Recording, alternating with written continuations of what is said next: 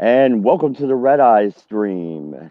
It is the 25th of September. It is a Friday. And I'm still breathing, still here. MC is got his panties in a twist, and it's not because of Sophane this time. It's good old No, Biden and the mainstream media. no. MC, I'm gonna let you lead off the show. Go for it, buddy. Okay. One, I married Jill. And two, I appointed Johnson to the academy. I just want you to know that. Just clap for that, you stupid bastard. That is Joe Biden telling everybody telling everybody that's around him to clap for that, you stupid bastards. Who's he talking to? He's talking to a group of people on an Air Force base. This is an Air Force base where they basically get around there and they have to stand there and listen to these frickin' jackasses, all right, do this. And because they weren't clapping, saying, oh, you appointed somebody to an academy. Who gives a shit? Oh, wait a minute here. Clap for that, you stupid bastards. Calling the military a bunch of stupid bastards that are listening to his nonsensical rant. Now, under normal circumstances, I would just shrug this off because it's Biden being a jackass.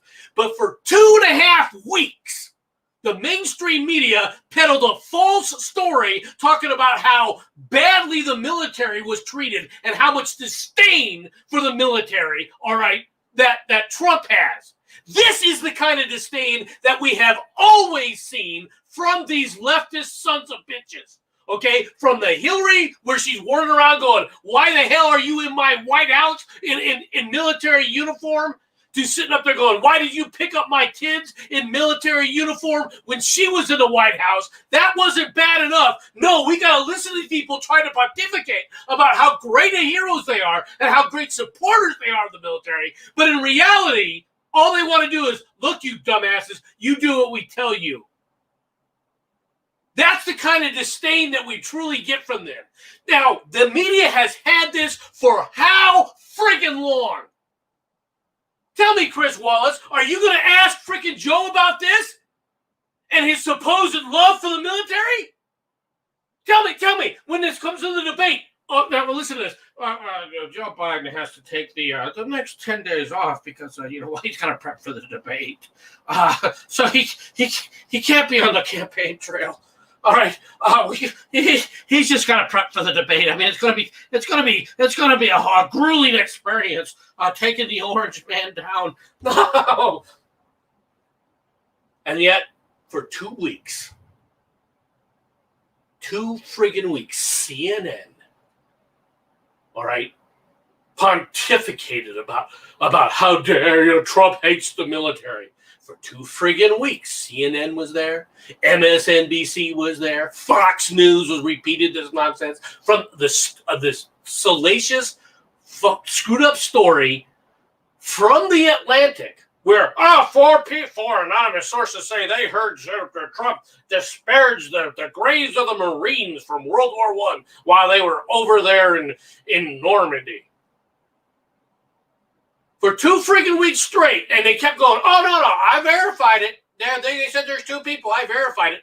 4 anonymous sources. I verified 2 of them from Fox News. Well, now we got it right out of the guy's mouth. Well, are we going to even hear about this? Are we going to even see a gosh damn question from Harris or freaking Biden asking about this? And their absolute disgust and disdain that they constantly display toward the military? I'm sorry.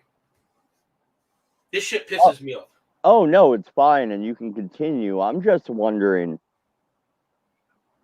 Okay, so who are these unconfirmed witnesses? The same ones that watched the hookers pee on the bed in Russia? I mean, what the hell's going on here? Oh, there's new news on that, too, by the way. Did you know, right, the new revelations?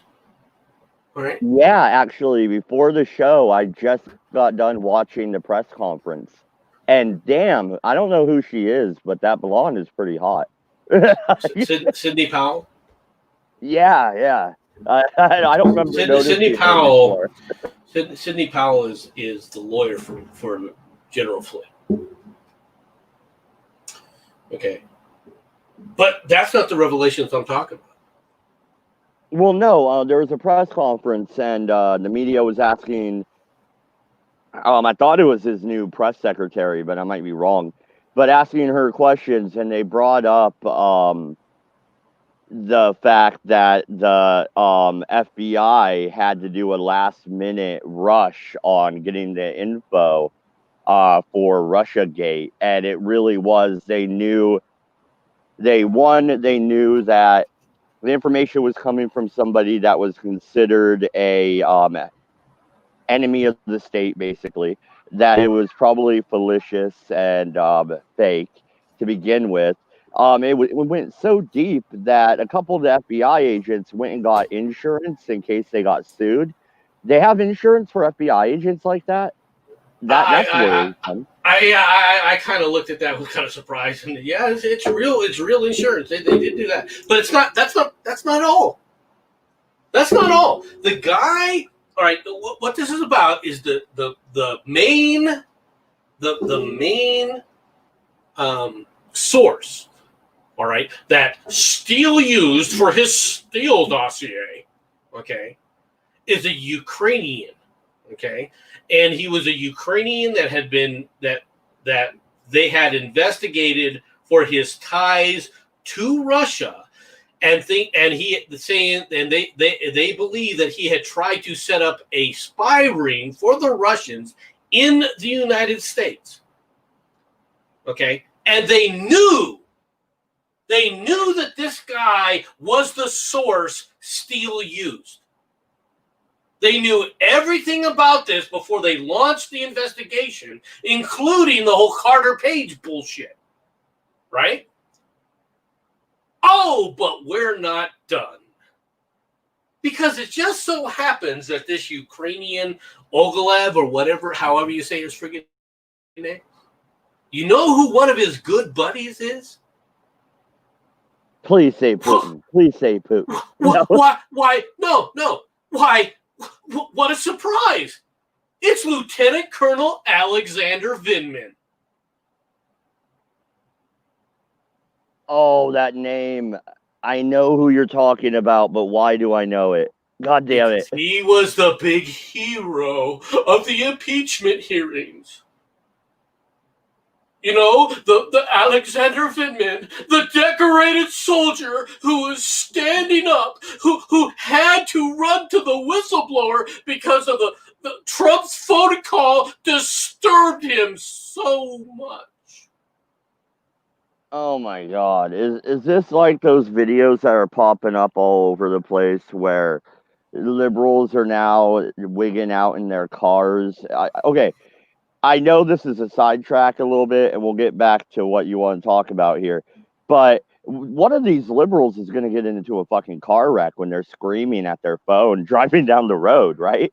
I mean, Well, this can't be there's fake. already a tweeter. There's already one on that was on Twitter where this lady was started freaking out and leaned out of her car, started flipping off a bunch of supporters for Trump that were standing on the sidewalk, and her car starts rolling right into the back of another vehicle. Unfortunately for her, there was a police cruiser right behind her. Oh, that's amazing. They're already losing it. They've already lost it. I've said this a long time before. How does somebody, though, MC, get to that point, okay? Like, I'm at the point now where BLM is just irritating the crap out of me. We were driving through Eugene yesterday, and there was this one fucking hippie on the corner with a BLM sign, and I had to. I yelled at him, cop lives matter, and he flipped me off. I had to, though, because it's like one fucking white hippie dude with dreads standing there with the crappy homeless sign that he probably flipped around to say BLM. You know what I mean? Probably. Yeah, but It's going to get worse than that. You want to know how you go? Look, I've warned people about this before, and nobody wanted to listen. Okay? How are you going to stop this? I've tried to explain to everyone. All right. I got it. The purpose of you. This should be good. Go ahead. Yeah. What's your solution? Oh, check it out. It's not my solution. Oh, I don't know who woke up this morning and pissed in the governor of Oregon's Cheerios, right? But she issued a statement. Oregon State Police, Multnomah County Sheriff's Department, the Portland Police Bureau, and others will all be working together to protect people during Saturday's potential riots. And they are all authorized to deploy CX gas. I'm like, whoa, I thought she was on their side. Now she's like, fuck it, gas them. Well, that's because they're expecting the Proud Boys to show up. Oh, so she's gassing us. Yeah. Oh, damn. All right.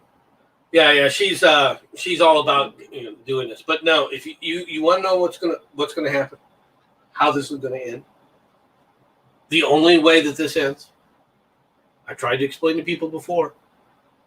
The purpose of using overwhelming force, that if you do just enough, all it does is keep ratcheting shit up, right? I said that many times. Said you got to come in with overwhelming force. They didn't want to do it. They still don't want to do it. You still don't see them cracking heads and arresting them in mass, where you're arresting thousands of these people and holding them. Even when they arrest them, of course, in Oregon, they just release them, including a guy who threw a Molotov cocktail, all right, that exploded in the midst of the police down there in Portland. Yeah. The DA just released him, dropped all the major charges, left him with a small little charge, all right, and then released him. Well, what are they going to do when the police finally get smart? I would have. There is no get smart. There's not going to be a get smart. You're going to have to use overwhelming force. Guess what's overwhelming force? Why are you a police officer in the city of Portland or Seattle when you can move to Houston or Dallas and actually have support? Why aren't these cops walking off the force in mass? You don't want us here? Fine. Deal with it yourself, Governor. Well, we're out. It's getting to that point, but you're not going to stop these protests until you use overwhelming force. And now, because you've let this go on and on and on and on and on, the amount of force you're going to need, all right, is this isn't going to stop until you see a Kent State. It's the way it is. I mean, if I was the Proud Boys, I would go through with the demonstration, but I wouldn't.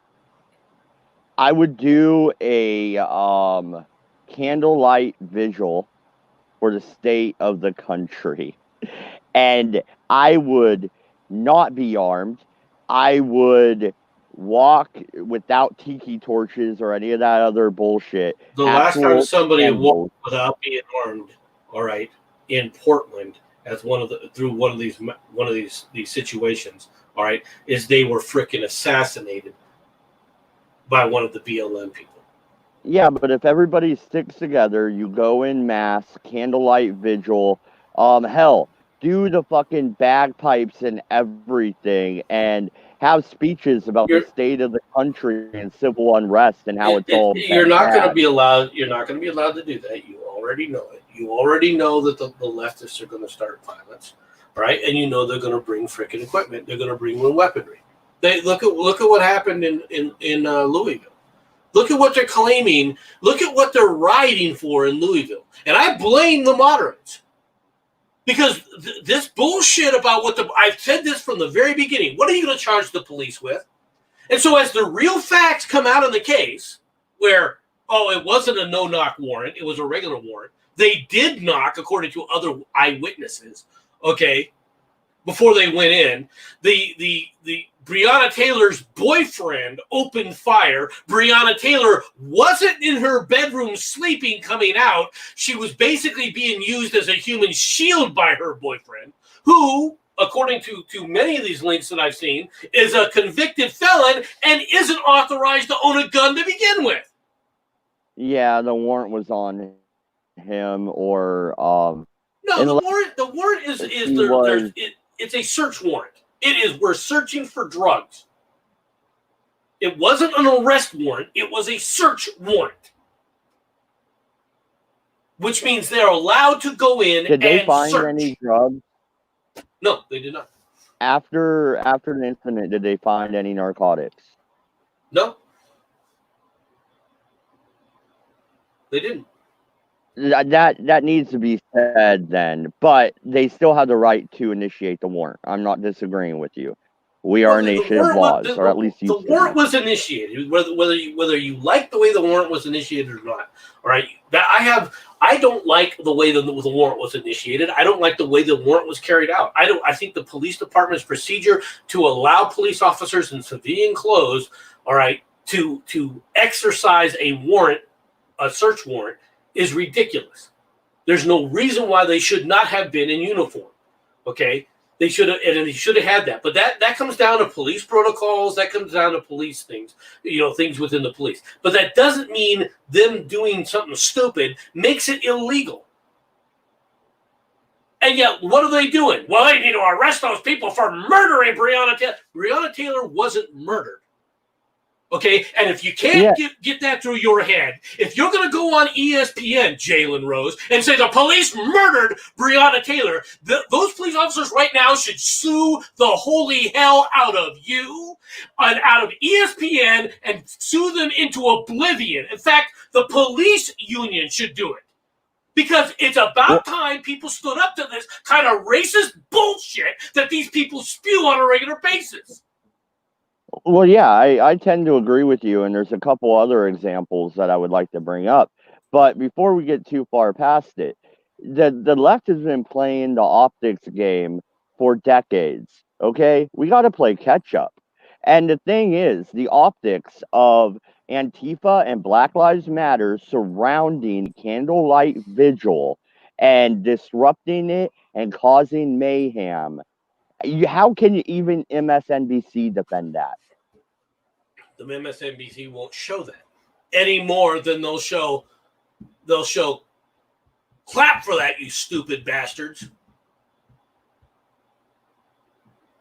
I'm just saying, don't you think we need to push back on the optic game, or do we? How can you push back on the optic game? How are you going to push back on the optic game without bringing it up?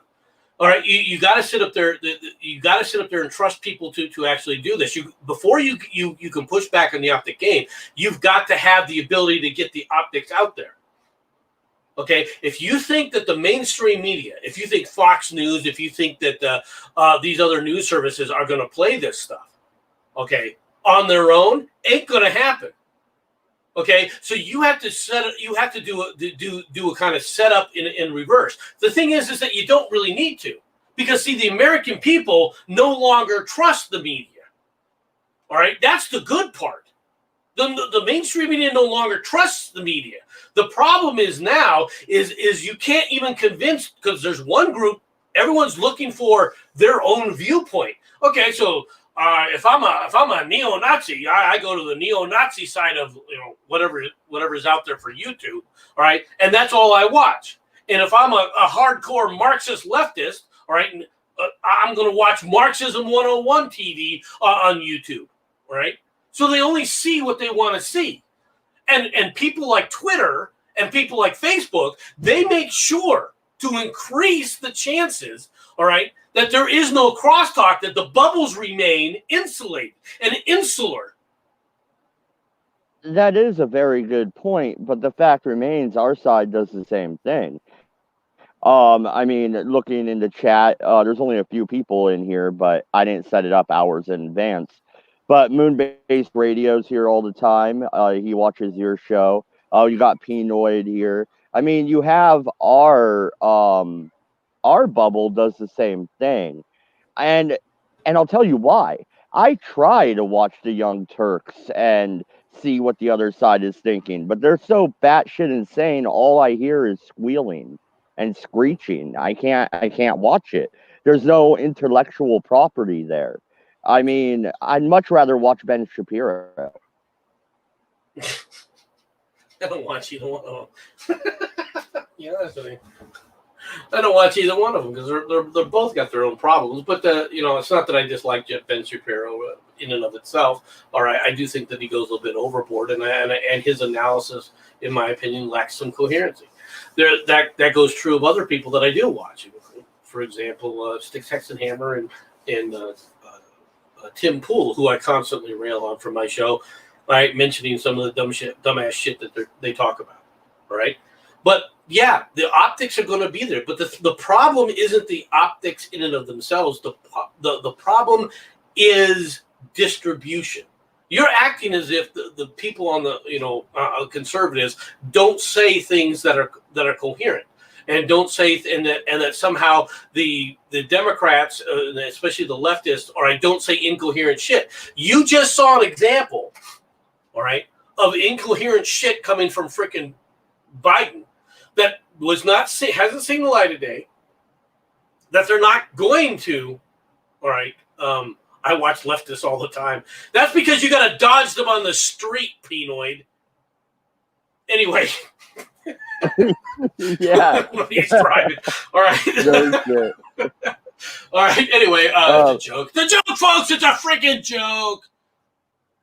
No. Okay. See, what I think the problem here is we're arguing in the intellectual sphere.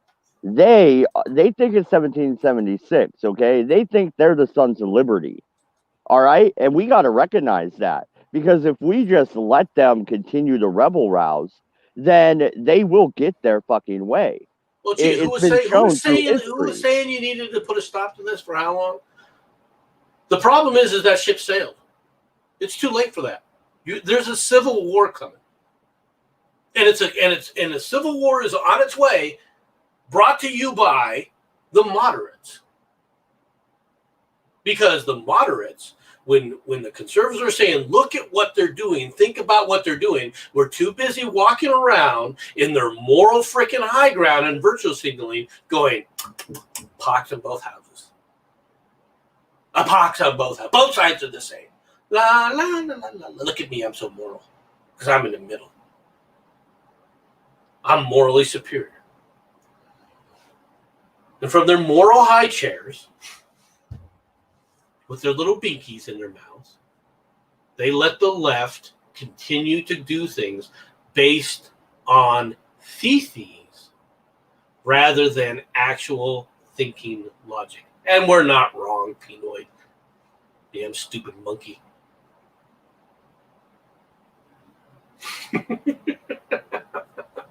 Moon-based radio. I said, bring it! Bring on the war! Yeah, there's a civil war coming. You don't think a civil war is coming? I'm telling you, folks, a civil war is coming. You guys can deny it all you want, but there's a civil war coming, and it's going to be based on theses versus thinking. And the theses have already started it. They're not going to stop it. What are you going to do to stop these protests? What are you going to do to stop these riots? Okay, you're going to have to use force, and you're going to have to use overwhelming force to stop these riots. It's the only way this can happen. Is you're going to have to use overwhelming force. Tell me when this is going to happen. This is Brazilian politics. Huh?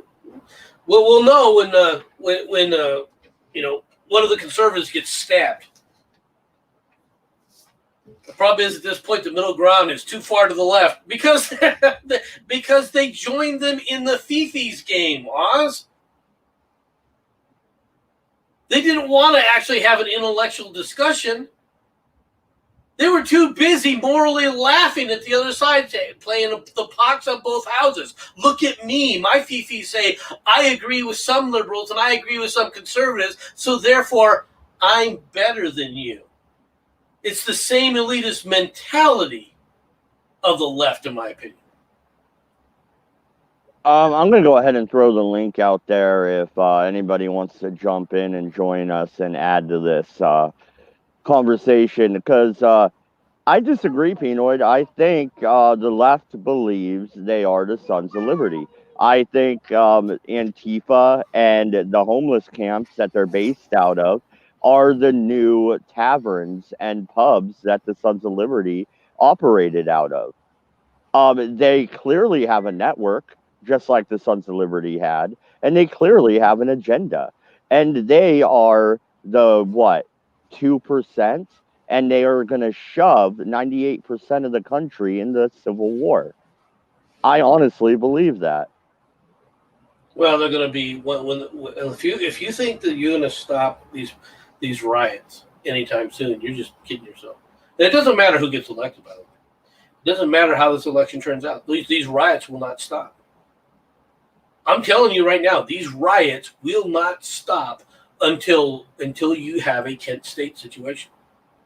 Until a bunch of them get mowed down by the authorities. Hey, what up, Pinoid? Yo, you knew damn well I was gonna motherfucking hop in this goddamn bitch. Yeah, you stupid monkey. What the hell's wrong with you? I broke this down yesterday on my fucking stream. I wish y'all would have seen it. I know Mad Dodge doesn't watch my content, but MC, you usually do. You know what I'm saying? I did probably the most important stream I've ever done in my fucking career as a YouTuber last night. Right? And I broke this shit the fuck down. You know what I mean? It's very simple. We don't have either party right now. There are no Democrats or Republicans. They don't exist. They're offline at the moment. Like, at the moment, the entire world is in flux. Because, like, me and you, like, MC, and I've explained this to Mad Dodge, too, but the U.S. stepping back from world order protector, right? And, like, it's kind of thrown a monkey wrench into fucking the entire politics of the United States. Because the Republicans, usually, it's a pretty consistent message, right? You know what I mean? Like, you have the business, the military people, the fucking Christian conservatives, the populists, and, you know what I mean, like, the fucking, you know what I mean, the, like, Latinos and working class, you know what I'm saying? And at the moment, like, the business community was kicked the fuck out of the Republican Party, and the war people have been kicked the fuck out of the Republican Party, right? Because all of us are none of us want these fucking wars anymore because the libertarians took the fuck over, right? This is Ron Paul's revenge, right? And the Democrats are a complete basket case because you can't stand there and scream about gay rights and trans rights and expect black people to go along with it, right?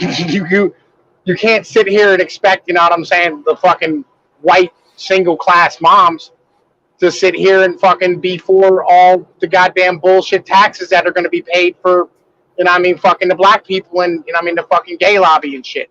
It's the whole thing's a basket case, and the working class has left. The unions have left the motherfucking Democrat Party.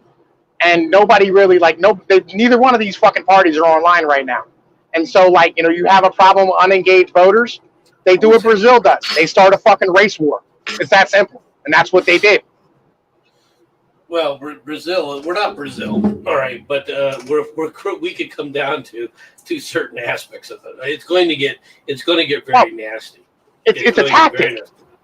It's a tactic. It's not so much like we're copying Brazil, but like this is Brazilian politics in a nutshell. You have an issue, I mean, where, like, you know, fucking you can't get your voters to come out, start a fucking race war. You know what I mean? Like, that's what Brazil does. This is not going to get the voters out the way they expect it to happen. I know. Like, they're just engaging the youth. Yeah, but the youth is never going to. The youth in America is Donald Trump is snatching that away from the Democrats.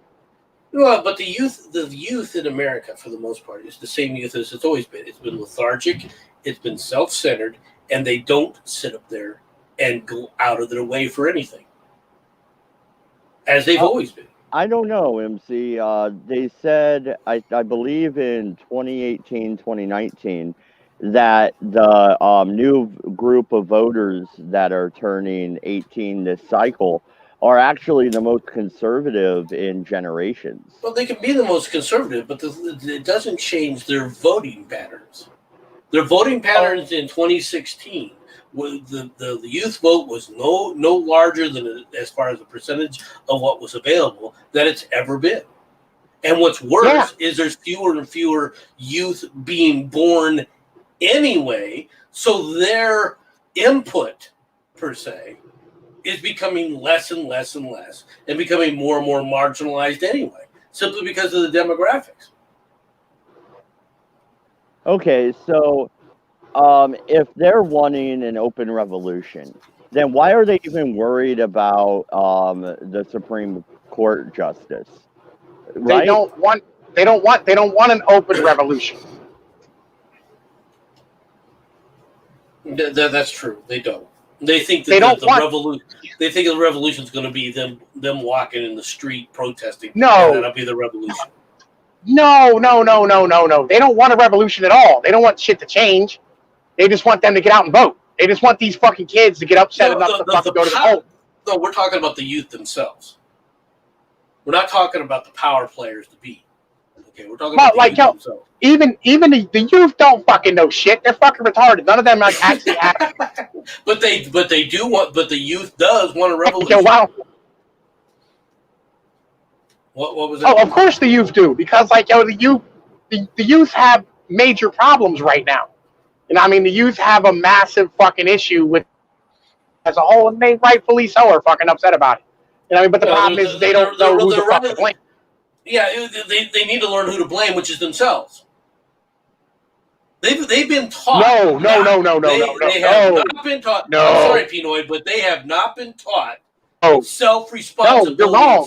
You're wrong about this. Though. I'm not. Well, no, that's not the problem, right? Here's the issue. Legit, here's the issue. I'll give you an example of something that just happened like today or yesterday, right? In New York, Mayor de Blasio literally said, look, we're going to fucking permanently have outdoor cafe frescoes for all the restaurants in New York, right? And we'll allow you to have propane heaters out front with the fucking already localized gas companies, right? The fucking local gas corporations or wherever who deliver. But if you make this stuff, you have to go to the fire. You're breaking do a permit in order for you to be able to stand here and do it. Can you hear me now? So you're breaking. Can you hear me now? Now I can hear you. Yes. No, you might have to do the whole rant again. Now you can hear me. All right. Look. All right. Anyway, right, they're selling these fucking restaurants in New York fucking permits to be able to heat fucking tents outside to have outdoor fucking restaurants to meet with their COVID fucking bullshit. This is the problem. The problem isn't not blaming themselves. The problem's the system is literally set up to keep you from being successful. And that's something that we have to deal with. No, the system isn't set up that way. People in the system are creating it that way.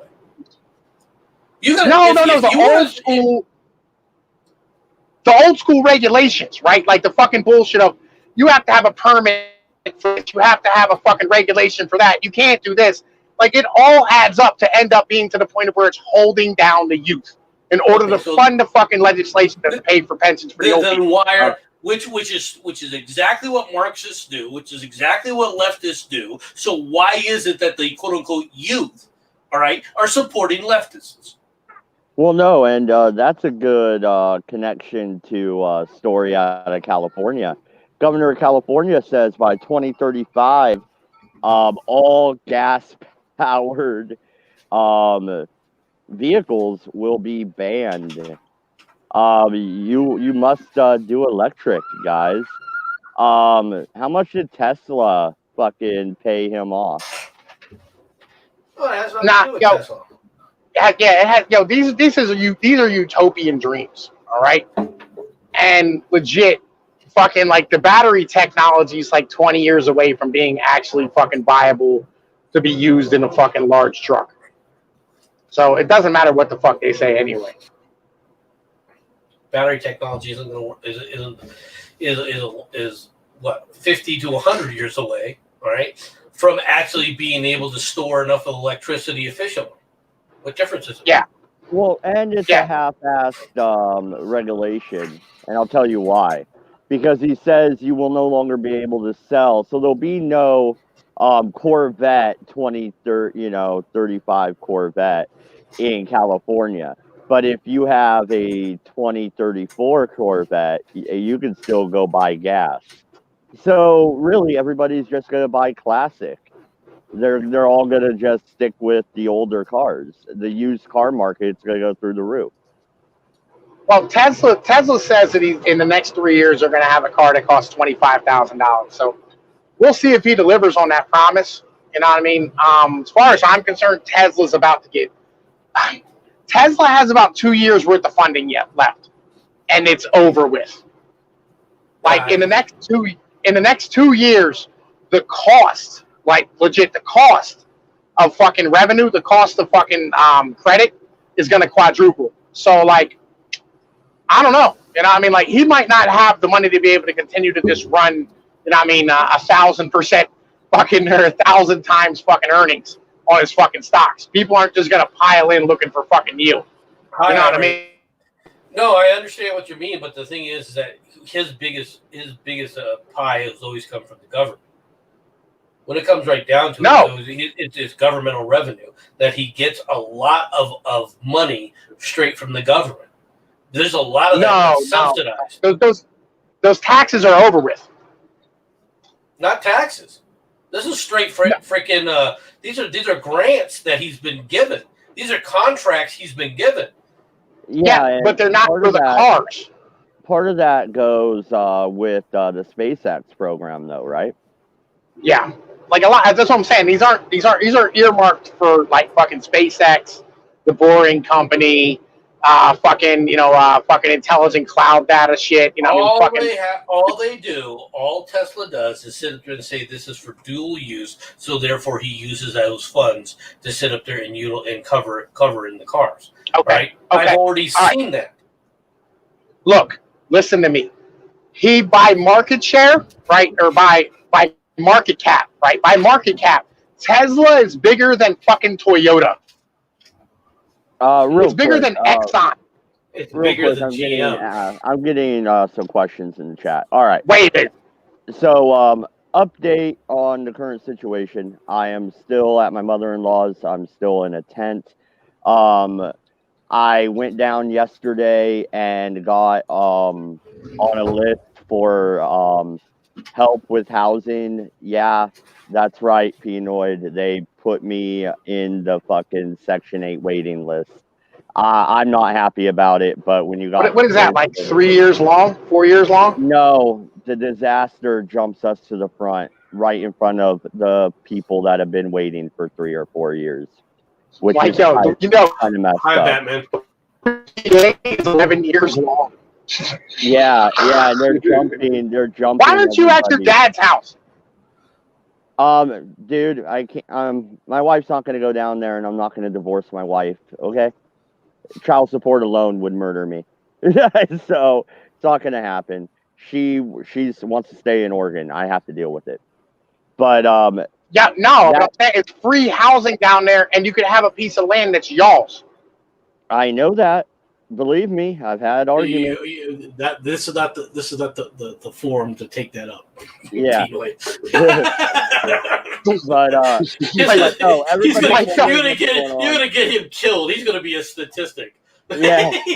Like legit. What are you talking about? Like, yo, do you understand it? Like in Section 8, like legit, dude. Like most of that, they're gonna like, yo, that's government housing where like real shit. You are severely restricted on what you're allowed to do. Yeah, I know. I absolutely know what it is, and you can't even buy a trailer on the West Coast right now, dude. Everything is sold out. I called a lot today. They're like, yeah, $3K down, 18,000, but it's the only one here, and you're the sixth person to call. Like there is nothing on the West Coast right now thanks to these fires.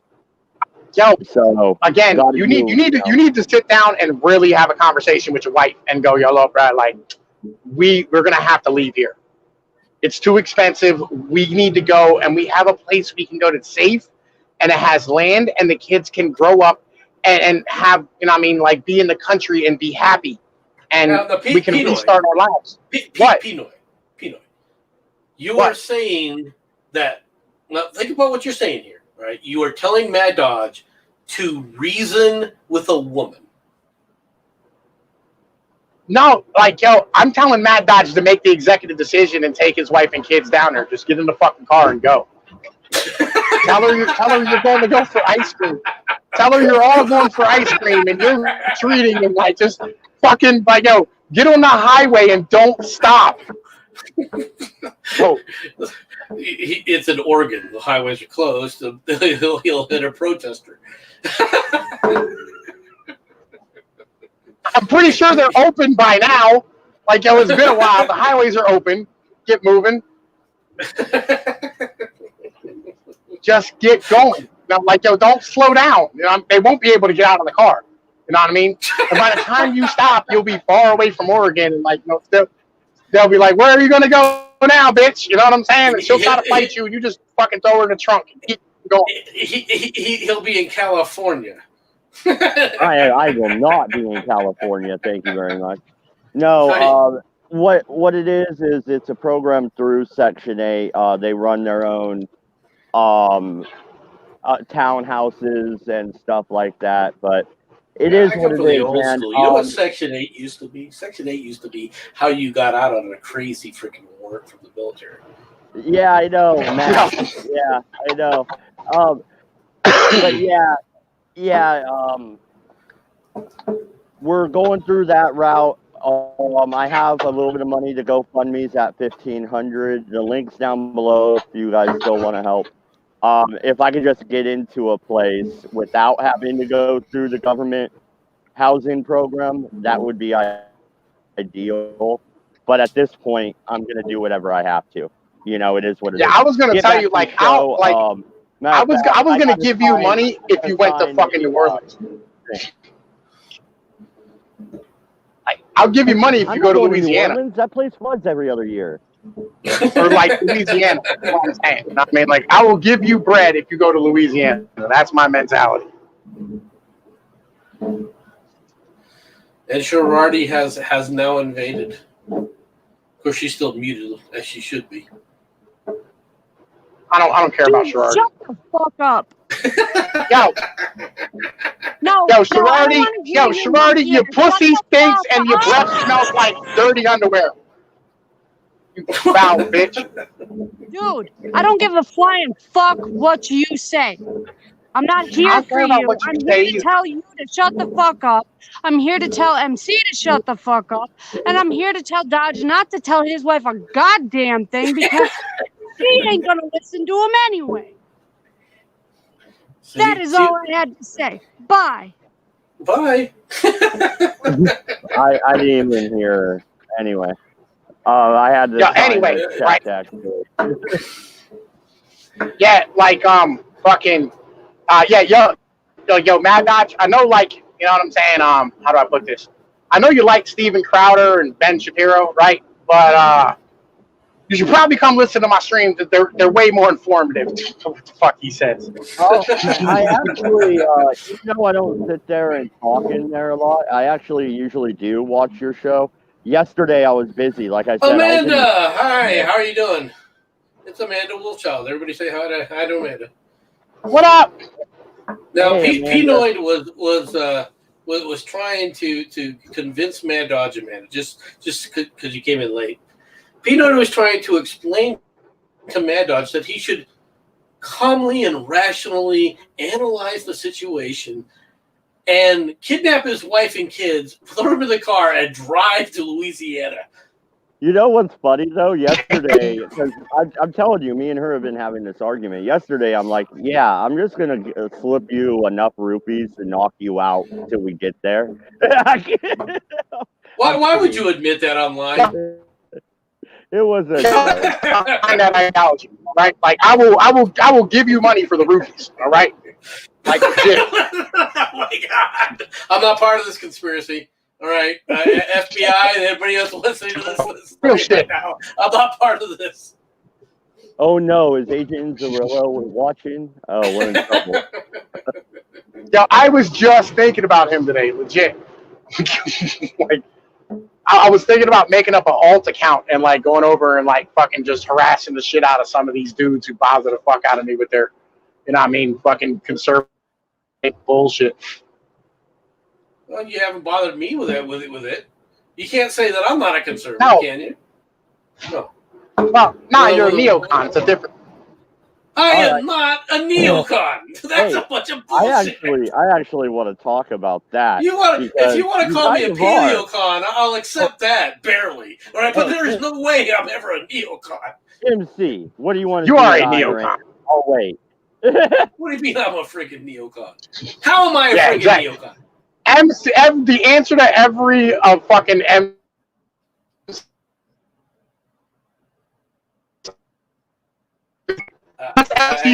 for all of the fucking people. Well, I didn't hear a word you said. I said the answer for, and that's all I heard from you.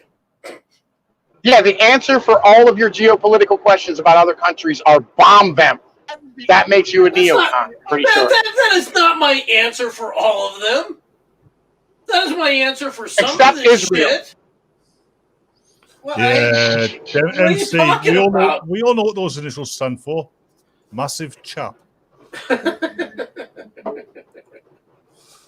My answer is not to bomb them, all right, for anything and everything.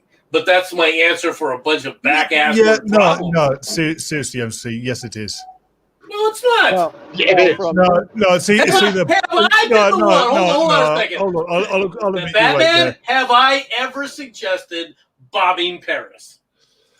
Yes, actually, you have. I have not. That's always been you and Yes. Jensen. I may have agreed to do it, but that doesn't mean I was the one suggesting it. No, you suggested it once or twice, but I'll admit, most of the time you don't advocate for bombing people. You usually advocate for sending in the Marines. I have not. And then bombing them. Yeah, because he doesn't like the Marines either. I've often said we need to bomb people and then leave. I've never said send people on the ground. MC, we all know that you think the Middle East is anything east of the United States. I did not include Great Britain in that. Hey, only because you know Jensen lives over here. From bombing campaign to I did a massive argument with a British person the other day about how their country's even more garbage than they think it is. Some parts of it and they're like, we just got our Royal Navy. They're like, our Royal Navy is great, and we just got 2 new aircraft carriers. And I was like, yeah, and now they're both flagged as United States ships and running with our battle groups. How many? Yeah, how many you got? It's like 13 or something like that. How many planes of those new? You just got 35. They hold 35 planes compared to our 85. I looked it up yesterday. Right, of our mainline carriers, those are our super carriers. Our super carriers hold 85, right? They're 35 airplane Queen Elizabeth's fucking aircraft carrier, which, by the way, is the first one that they have had since 2008, when they decommissioned one and sold it in 2011 to Brazil. Which, by the way, Brazil, that was a dumb move. Don't buy old British technology. It's going to end up. Well, no, the British. There's a reason for that. I mean. Need some more Navy assets. Don't you have some fishing rights to fight over? Oh yes. It's not that all British technology is bad. It's just that when we sell it to foreign parts, we leave out the important bits. It doesn't matter. Who's Brazil got to worry about? They got to worry about the freaking Argentinians. They've got to worry about the rest of South America. Yeah, well, they got to worry about the Argentinians and the drug cartels. And what did the Argentinians buy? They bought French equipment. So what are you worried about? They've got to worry about the drug cartels as well. Yeah, look, man. Let's be honest here. Let's be honest here. All right, there's only 2 other blue water navies in the world. All right, one of them is motherfucking Japan, and the other one's France. Just be honest about things. All right. Japan has an extensive navy. That's very true. Now they tend not to have force projection at this point, although that could be changing within the next 5 years. The French have they do. They have the ability to fucking like go out into the ocean, unlike the Chinese. Like everyone's like, oh no, the Chinese are coming. I'm like, these niggas can't escape Taiwan. The fuck are you worried about the fucking Chinese for? They have more ships than we do. They have 1/3 the tonnage. Shut the fuck up. They're fucking garbage. I wouldn't say they're garbage. Think about that tiger. Jesus fucking Christ. They're not capable of handling. You are right about them not being a blue water navy at this point. Well, they're trying to get there. All right. Yeah, again, watch my stream last night. Like my stream last night broke it down really well. Like we got it done last night. We got a great stream. Like, without. Because I have to. Ron Paul today went to the hospital during his live stream. It appeared to be a minor stroke, but he then fairly quickly tweeted out a picture from the hospital of him being fine. Are they going to attribute his coming death, because obviously he has dirt on the Clintons? Are they going to attribute that to COVID? No, he'll commit suicide. Yeah, that's still a COVID death. I have a question. I am currently east of Columbus, Ohio, and I just got passed by the. What will happen is Ron Paul will shoot himself with a bullet, which will be made out of compressed and condensed COVID virus components. Ron Paul will slip in the bathtub and fall on some bullets. That's what's going to happen. As he trips out the window, is that what you're thinking? Yeah. I'm waiting for somebody to find Joe Biden in the closet where he's convinced that he can find the entrance to Narnia. Did you say something about Narnia? Yeah. What the fuck are you about? He said that that's where they're going to find Joe Biden is on his trip to Narnia. And Joe Biden's going to be in the middle of the Donald Trump debates and shit, right? And he's just going to start baking a cake for no fucking reason. You know what I'm saying? No, he's not. He's going to sit up there and he's going to go off. He's going to sit up there and give a rant, and then he's going to look around and go, "Clap, you bastards!" Oh, I'm sorry, clap, you stupid bastards! That's what he's going to do. What the easiest tactic Trump could use in a debate with Joe Biden is put a Ronald Reagan mask on, and then Biden's going to go off it because he's going to think it's Ronald Reagan. Well, he's that far gone. You want to know what would set him off? Walking up to him, right, and going, "Here's a cookie," and I'm walking back. Holy shit! Speaking of setting people off. It turns out Amanda Wolfchild is not the only crazy person in the family, folks. Her little brother curb stomped a kid for picking on him and calling her sister a whore. He went to juvie for a week. Buy that kid a fucking medal. Yeah. Yeah, when he gets out, Amanda, when he gets out, you need to take him out for a slap-up meal. We were like a pack of wild dogs, no real adult supervision. Most adults were on drugs. The kids were drinking and using drugs too. Holy cow! Yeah, them Brady's. Marsha. She stole my crack again. So, moving on, the Supreme Court pick is most likely going to be a Catholic woman who does not believe that the workplace should provide contraceptives. I tend to agree. And she's probably also going to be the type of woman who does not believe that we come from no apes. No, it's funny. I read a piece on her, right? And they called her a Catholic extremist who had, oh my God, get this, Batman. She had 7 kids. Oh, no. That's not a Catholic extremist. That's an average Catholic. Wait a minute. That's the most retarded shit. Why does she not believe that, like, I think you were driving through a tunnel or they have jamming on you because I didn't pick up nothing. You didn't pick up shit? Oh, man, yeah, fucking I got... Yo, can you hear me? No. Now we can. And it was the most sense you ever made. Yo. Yeah, I feel you. I feel where you are. We're waiting, Pinoid. Right, control. Why does that make any sense? We didn't hear one of the words you said. I hate to tell you. Another fucking word I said. No. Yeah. Yo, like, why would they not provide birth control at a fucking like health insurance plan? What the fuck is what is that dumb shit? Okay. What she is saying is that it shouldn't be private. mandatory. Yeah, it shouldn't be mandatory for private businesses to cover health plans that include abortion in them. Or what health plan does not include fucking birth control? Because you as a male don't need it, do you? Yeah, you do actually if you don't want to father unwanted children. Well, then don't use freaking Vietnamese condoms. Well, there's been many times, and it's actually fact that women, because you know what women are like, they like to put the condom, to do the condoms themselves. If they want a child, they will sabotage the condom. It's happened a hell of a lot of times, and it's actually been proven in court a few times. Look, I got a whole pack straight from Vietnam. Only used once, maybe twice.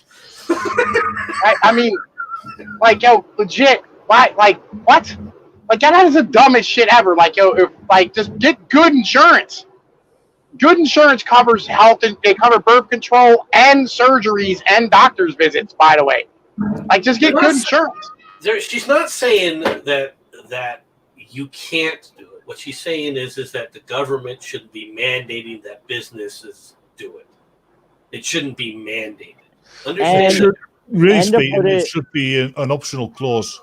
Well, no, and to put it in perspective, I believe that was from a paper that she wrote in 1993. I believe that all college students who are in liberal arts programs should have their fucking birth control rights covered. How about that one?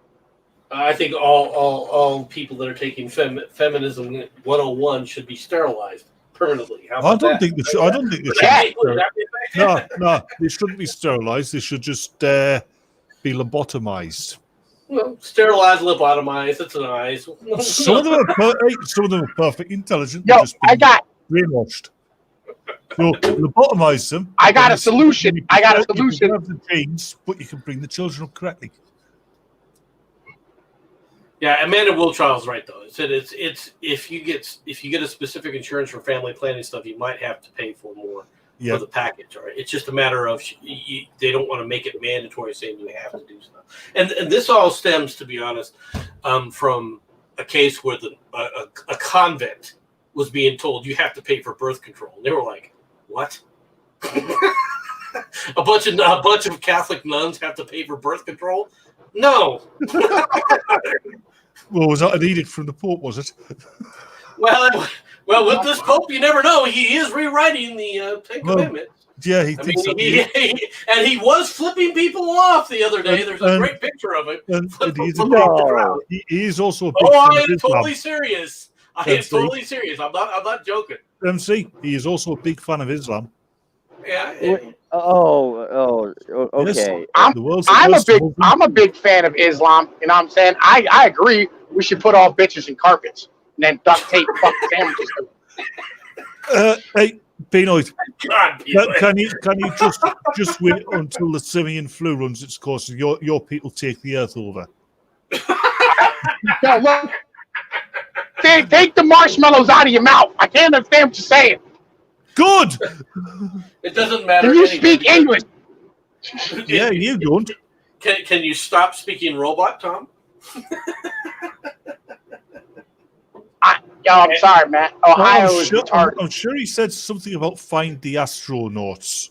Astronauts.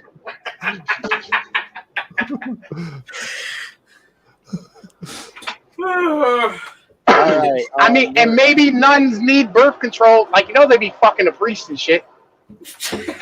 No. Let's face it. But you've got a bunch of horny women locked in a building together. It's not the priest they're fucking. It is the priest they're fucking. I'm telling you. If that's the only penis around, that's the one they're going to take. Like, I think they don't, because they're all avid cyclists, but they all take the saddle off the bike before they get on. Yeah.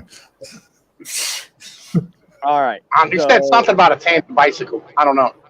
So there is a story that's going to piss everybody off. All right. Out of Ohio, 2 Amish brothers were arrested. They were arrested for molesting their little sister at 12 years old. They were only found out because she turned up with a bad case of the pregnant, and they got busted. They said that their other 2 younger brothers were also sleeping with her. They admitted to sleeping with her 6 times in the past year. One is 19, one is 18. They were given 5 years or up to 15 years total. So 7.5 years each.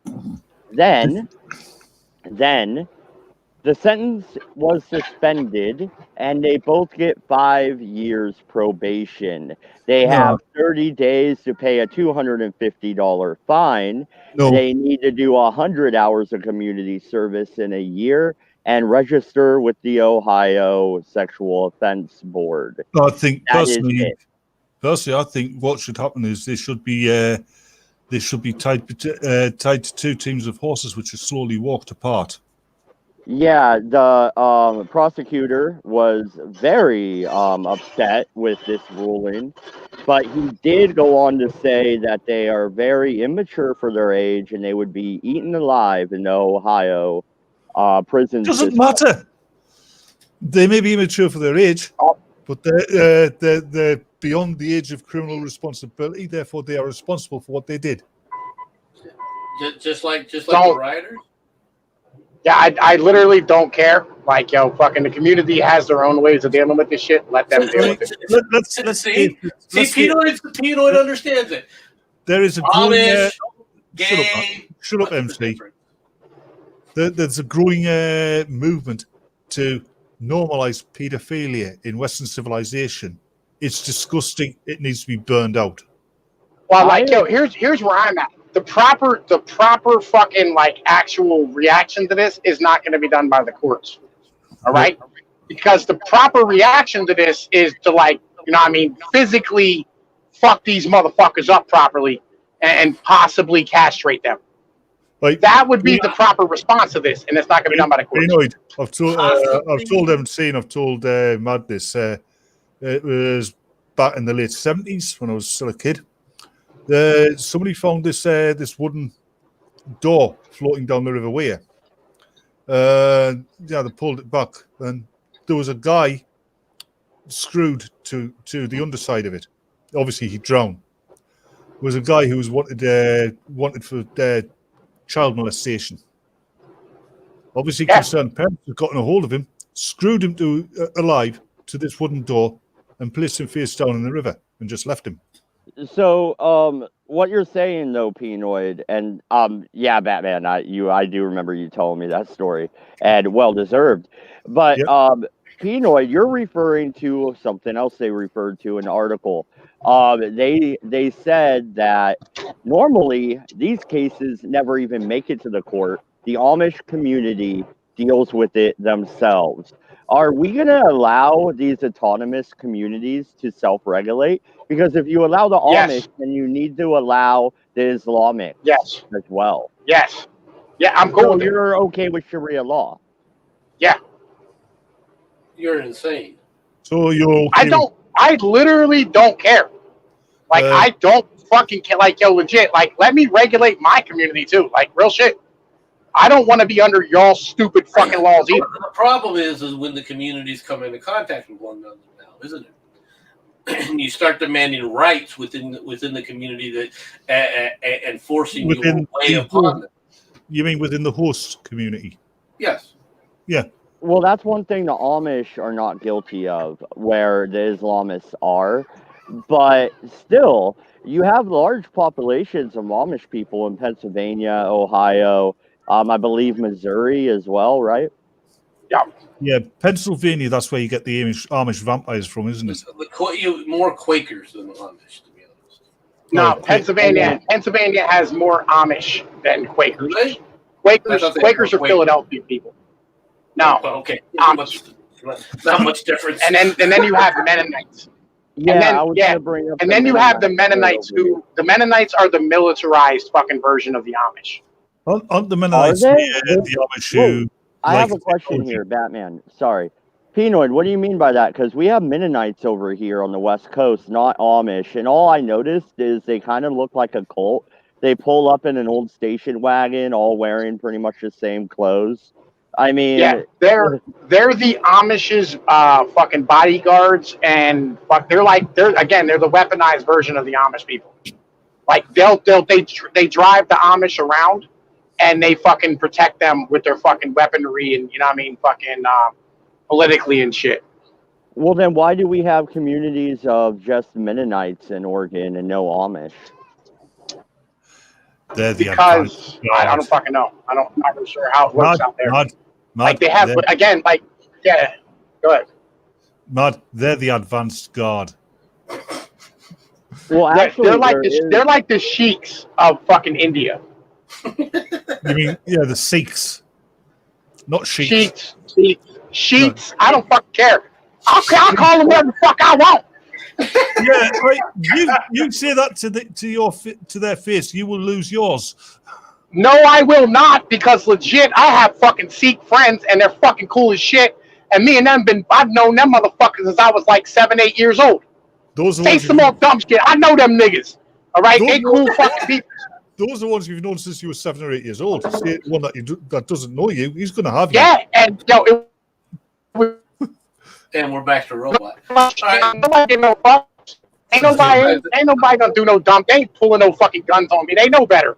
Niggas know better than fucking pull guns. Fuck out of here. That's a good way to get you a fucking fuck out. Fucking pull guns on me. All right. Fuck is wrong with you?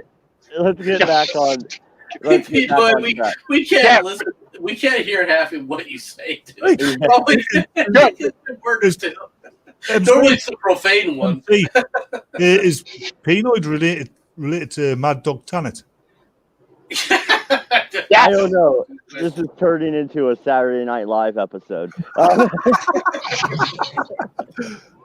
No. All right. So, where do you stand, MC? Let the Amish community deal with something this abhorrent by themselves? I don't like this. There comes a point that whether you like it or not, but we are in our society. And as much as I want to disagree totally with Penoid, in this case, I hate to say this, but vigilante justice is the only justice you're going to get anymore. Well, and they said they would be treated more harshly from their own community. What, are the Amish going to whip them or something? Birch them, more than likely. What's that? It's like a stick, but it's cut into many different strands at one, down to what you call a handle. So you get hit with it. It's like a cat of nine tails. Okay, I know what that is. Yeah. Do they have the stocks? Like, are they going to lock them up in the center of town for a predetermined amount of time? I mean, like the Amish are very, very The Amish are very violent. They are very, very violent people. Legit. Like, it has been known when, like, Amish men, like, break the rules, they'll have, like fucking groups of Amish, like, the fucking, like, the founders or, like, the elders of the community will take the young kids, the younger generation, and they'll go over to that fucking dude's house, drag him out, beat his ass, cut his fucking beard off, you know what I'm saying, and possibly, like, fucking take away his fucking land and his property and shit. Like, they're super violent fucking people when it comes down to it. They ain't gonna fucking have a problem dealing with this. Okay. I mean, I guess if that's all true, then I suppose treating them like an Indian reservation. I mean, that's kind of how they've been treated off the books at this point anyway, right? Well, the problem is that how are you going to claim justice when you're letting out people who are committing violence left and right? Even when the police here's the deal. If they raped, if they went out on Rumspringa and raped a bunch of bitches, by all means, like, let the system deal with them. But like, the community fucking do their own shit. Yeah, if it's in their own community, they're going to get dealt far worse with their own community then. Yeah, the Amish aren't like part of our society. They're like American Indians. They're a whole different animal. And I mean, like, they're not part of America. As Why, they still call you English, don't they? What? They still call you lot English. Yes and no. And I like a lot of laws that Americans do. Right? Like, they use child labor. They don't have to send their kids to school. Fucking, like, they stay in their own communities. They do their own healthcare work. Like, they don't do any of the shit that Americans do. They're not regulated the same way we are. That leads me to another question in general about the Amish. How do their numbers...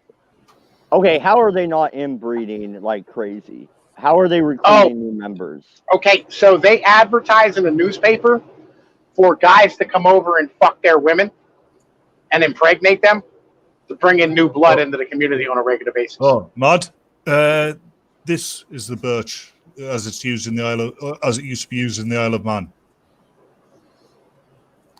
So really, that thing looks mean, and I can see how that would cut you open, just like the cat of nine tails. Yeah, maybe worse. Yeah, but are they actually doing that? I mean, that would make sense to bring more genetic material. Like, legit. Like I've had boys who have gone and done it, and I mean, like, I was gonna go do it, but like, fucking, I decided not to. But like, legit, fucking, like, they take those dresses that the women wear, they put them up over top of their head so they can't see who's fucking them. You can't kiss them or nothing like that, but you can just fucking basically rock out in their fucking vagina, you know what I mean, and motherfucking impregnate them. And then you find out you've done Bessie the cow. I don't think you find out anything. I think they probably escort you the fuck out of there. Yeah, I think if you do Bessie the cow, you find out. Yeah. Legit, you know what I mean? Like, yo, you just go in there, you fuck shit out the bitch, and you fucking leave. You know what I mean? That's the deal.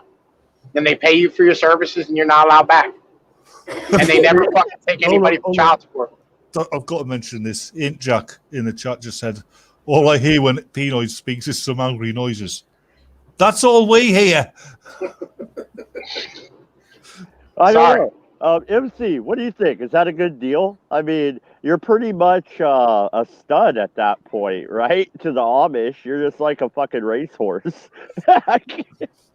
Okay, are you gonna stick your freaking, dip your wick where a bunch of people like Pinoy have been in?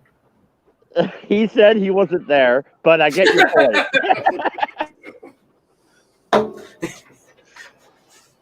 Just putting it out there. Like, this happens all the time to get rid of inbreeding, right? Because they have, like, if you're born up in the mountains like I am, right, like I was or my kids were, like, the first thing they do with the kids is they test maple syrup urine disease.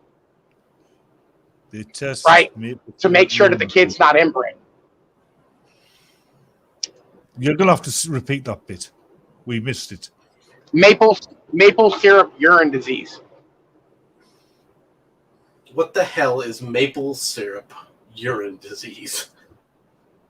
It's legit. It's an inbreeding disorder. Like, fucking, like, real shit. It is. Like, fucking, you know what I mean? Like,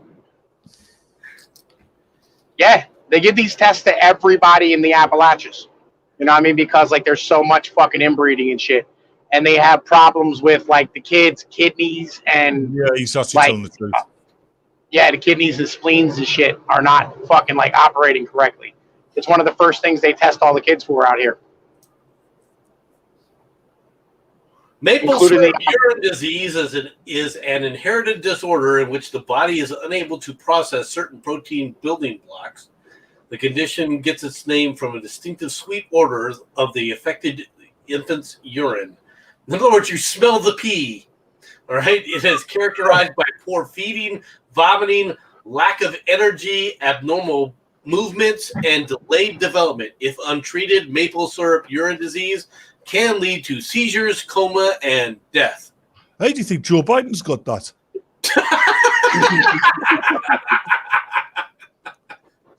That is funny, though. MC, I did the same thing. I picked up my phone. I was like, I got to Google this shit. We all did. Well, I've never heard it before. It's like, what? The thing is I didn't doubt it. I wanted to read about it, though. Oh, yeah, it's basically an inbreeding test, is what it is. you lick your kid's urine. Yeah, there's a standard. We're going for the annual pee drink to see Martha. who's been with who. Martha, the bees are hanging around the kid's diaper. There's inbreeding in a lot of populations that people wouldn't really know about. Like Baltimore has massive problems with inbreeding in the black and the white community. Have you noticed that Pinoy knows where all these places are? Yo, I did a video on this shit. I looked up all these statistics. Where are the inbreds? Yo, believe it or not, one fucking group of people with inbreeding is French Canadian. You know why he's doing that, don't you? Is Pinoy's greatest dream in life is to become a Hollywood consultant. I think why? What the hell is inbreeding to Hollywood consultants? Because they're the ones always asking for doing these kind of movies. He'd be a Hollywood consultant. You think he's planning to do a sequel of to Deliverance?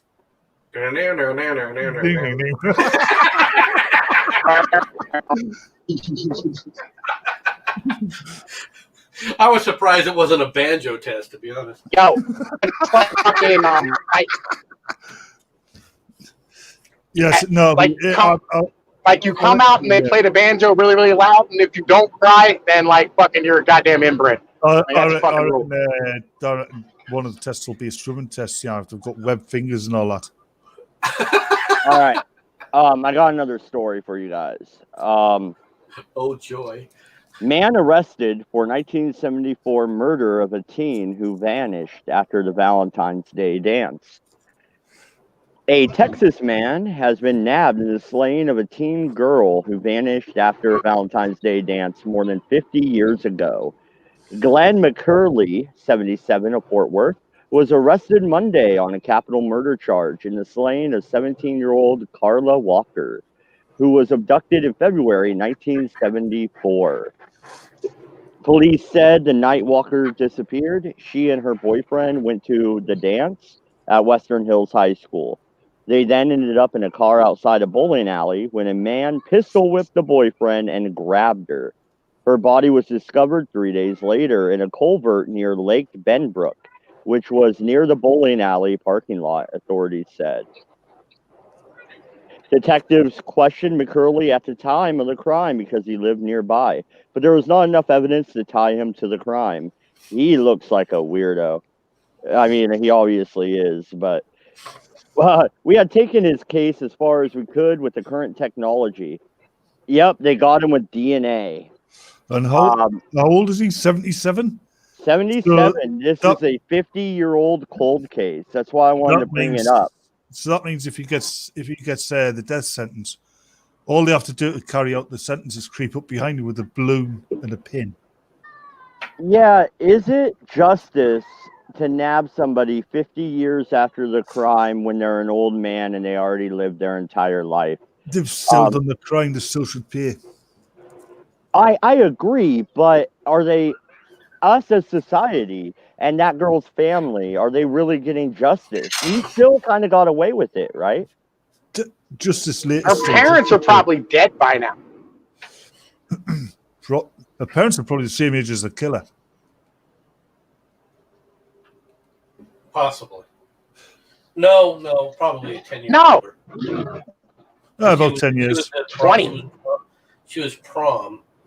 All right. That would So be, what, Well, like, yo, 16? how old is this dude? He is 77 years old. So This he was happened in 27. 1974. Yeah.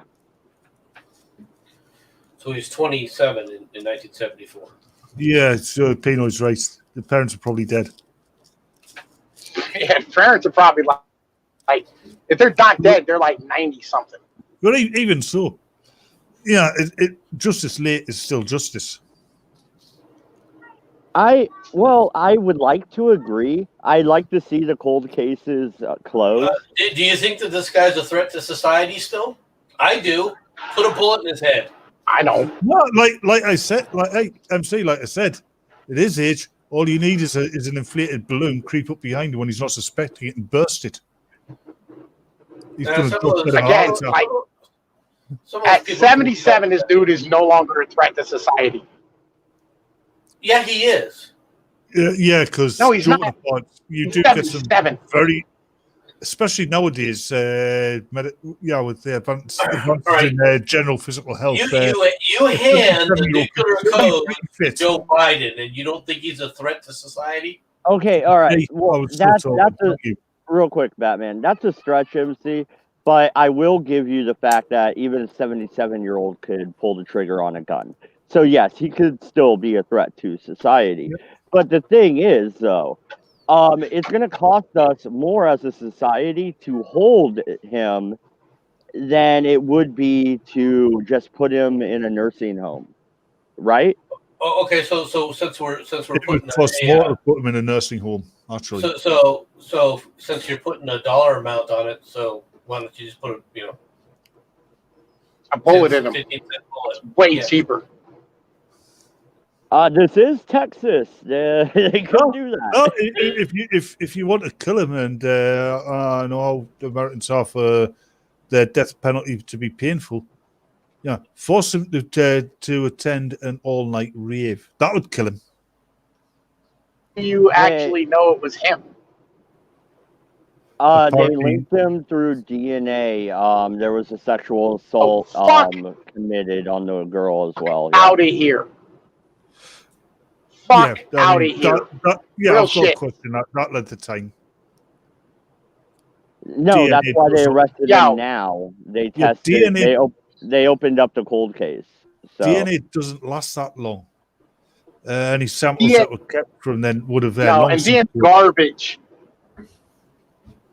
Like, yo, DNA, like, yo, look, motherfuckers put too much faith in these fucking, like, hocus pocus fucking, you know what I mean, like, religious fucking mentalities of fucking the court and shit. Like, real talk. It's like lie detectors, bite science, and motherfucking DNA, right? The vast majority of DNA has been over fucking turned because of the fact that, like, the DNA collection people legit found guilt good. And so they say that DNA completely contaminated is the fucking DNA of the goddamn person and shit. Doesn't really match at all.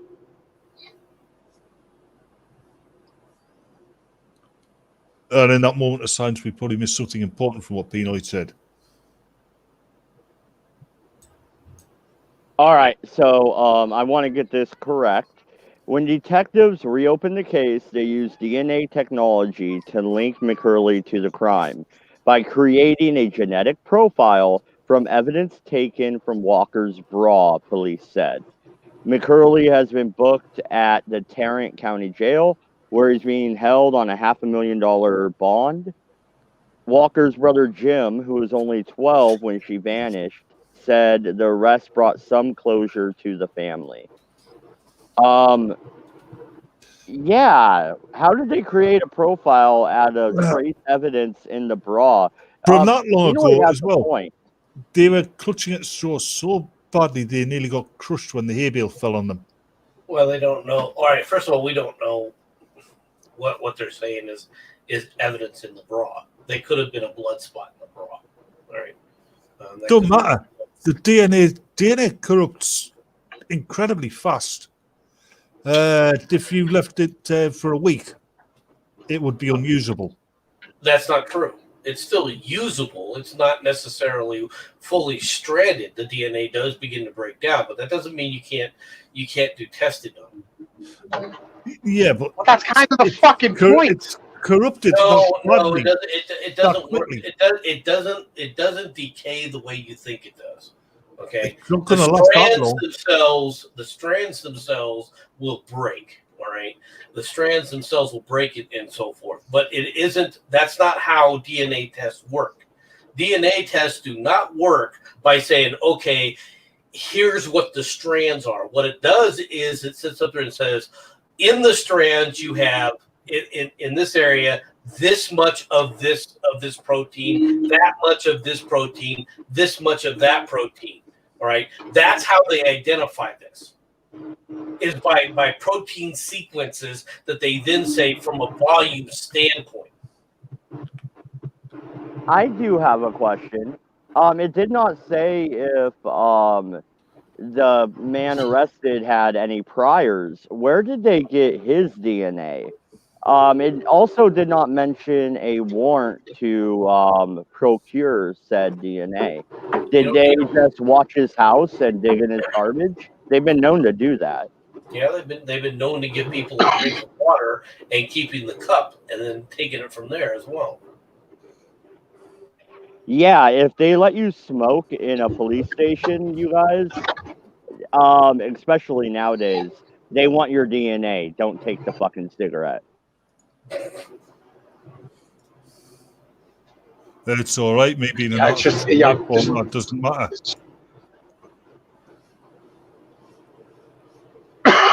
It's just all complete and utter garbage. Like real shit. Well, I agree with you, Pinoy, when it comes to the lie detector completely. Polygraph tests are bullshit.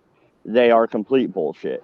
DNA is a little bit different because I have seen some videos by you, sir, where you have brought up DNA matching when it comes to child paternity.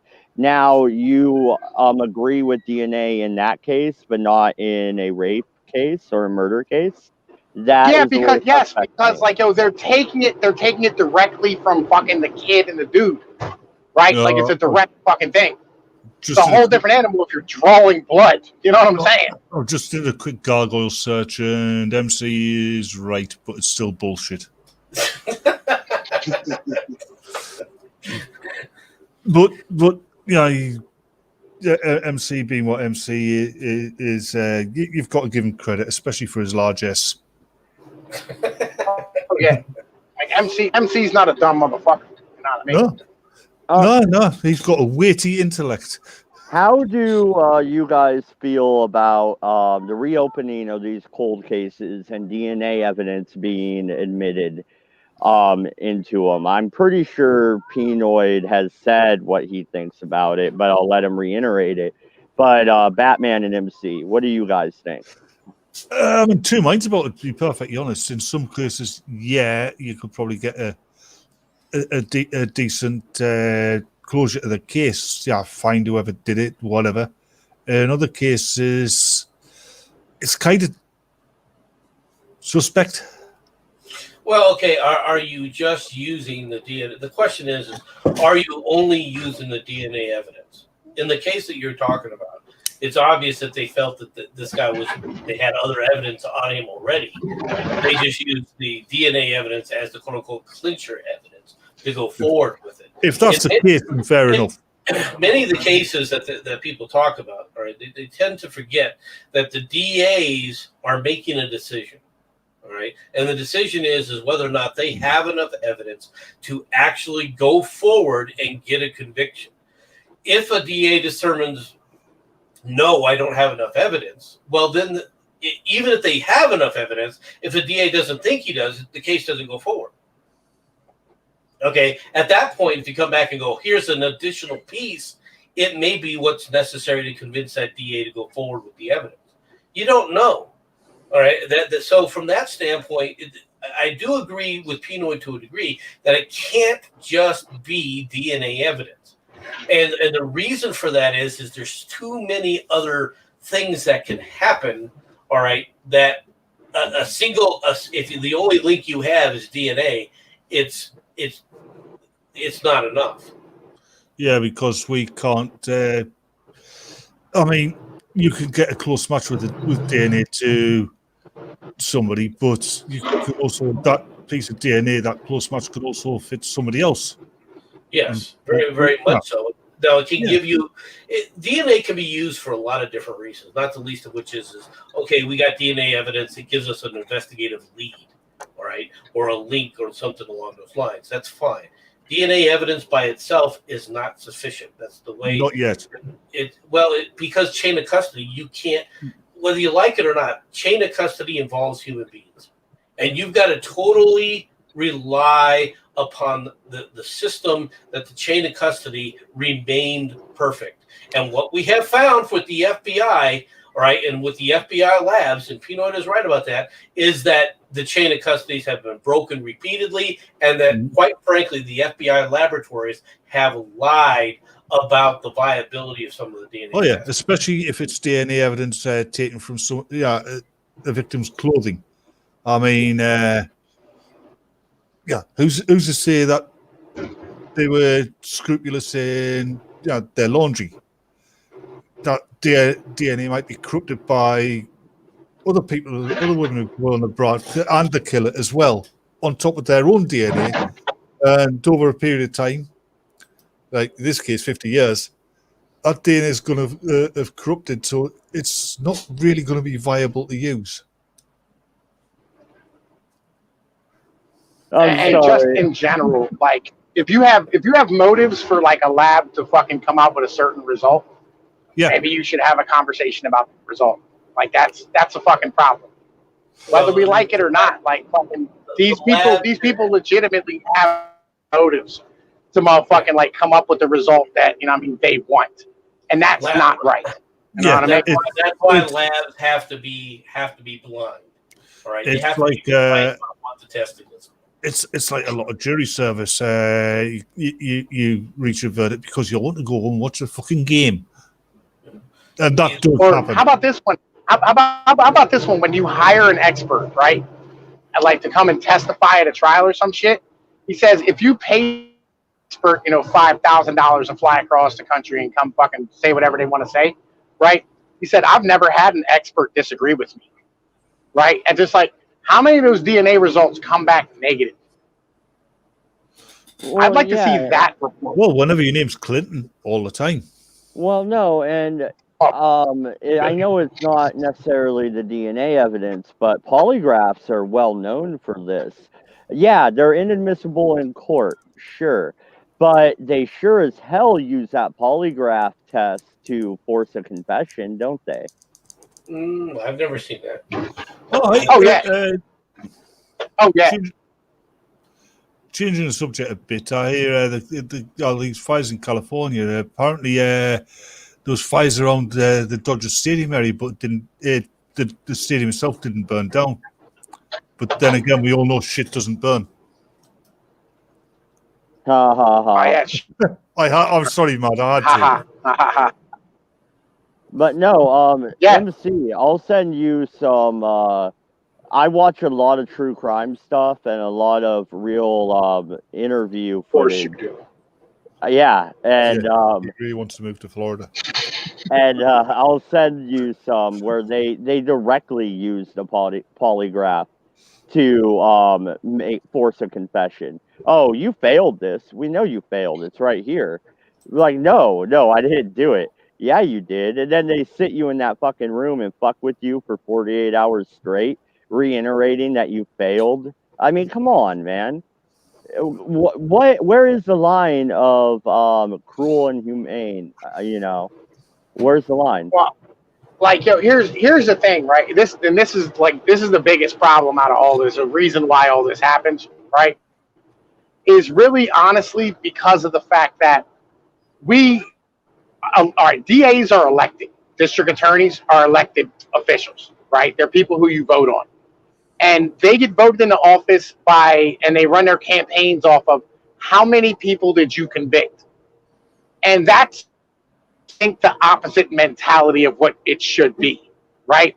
Because what it should be is how many people did you find innocent? That should be the mentality that we have when it comes to a fucking DA. Yeah, because a truly impartial yeah. would. And you're watching it play out in Portland and Seattle right now. What a great idea. Well, no, it's not. It's not a great idea. Like, no, they're not doing that in Portland and Seattle, right? This has been a problem forever with our fucking system. They're finding these people. That's why they offer plea bargains to everybody. Well, the plea bargain issue. Oh no, that's dumb. It's something that should be regular. No, what Pino was saying, I think with the DA, if you had a truly impartial DA, the guilty to innocent ratio would be roughly 50-50, wouldn't it? Why? Ideally. I mean, it's not even so much that, right? Number one. Where do you think it'll be 50-50? I'm saying ideally. Well, why would I don't really matter? Because the reality is that the police are going to be dealing with criminals far more than they're dealing with innocent people. So you would expect it always to be the people would be more likely guilty than not guilty. No.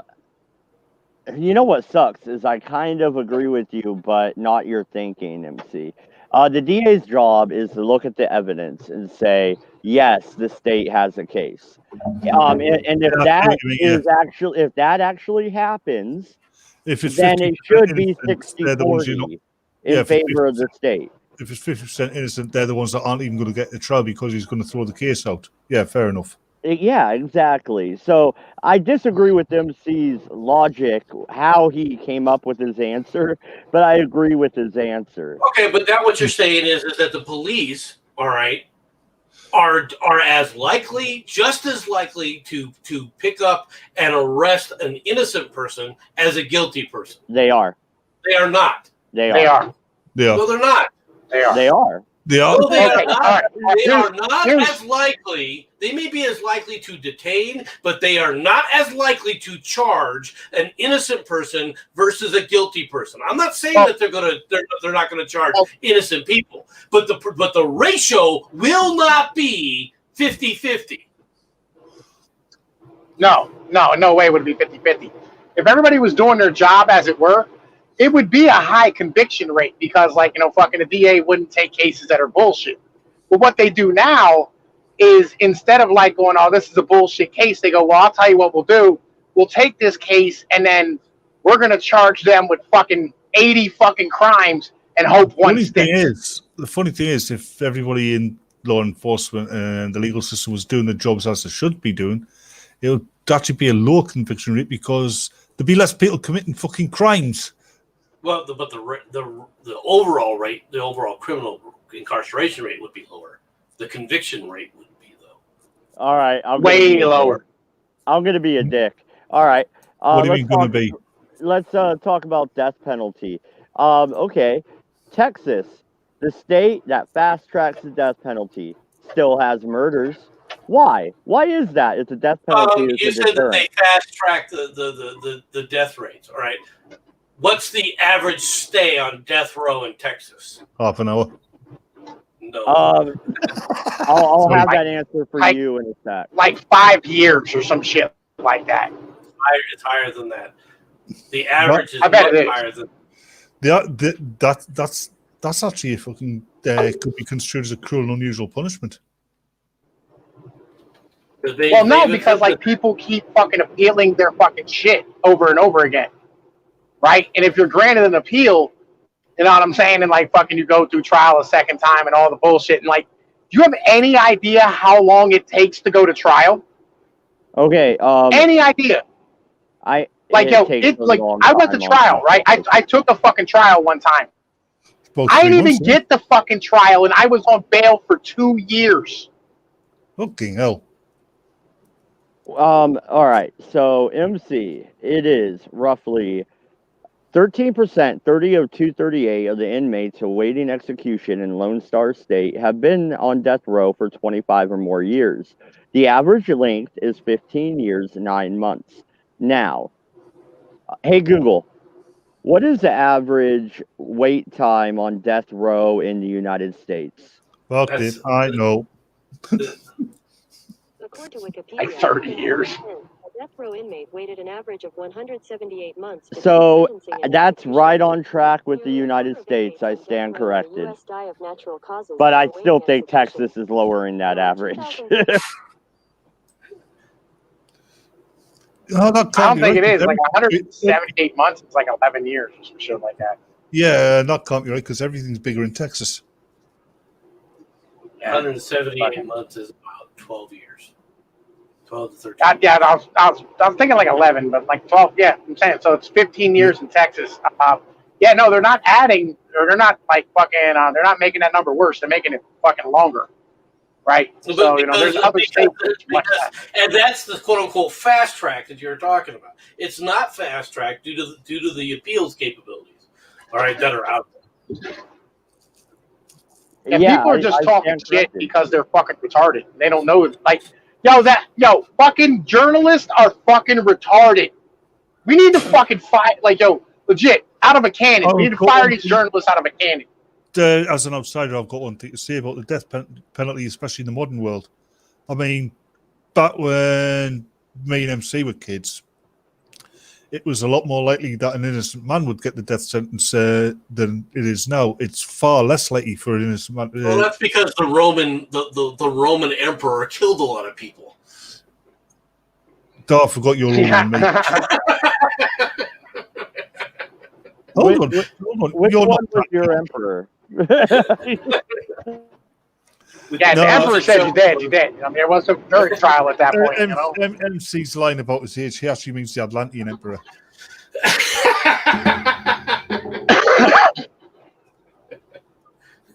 Look, it's the same thing. An empire's an empire, even if one's sunk under the ocean. I want to say hi to Jesse and hi to Goatman in the chat. What up, Goatman? And guys, all right. So let's talk about the elephant in the room. Kentucky.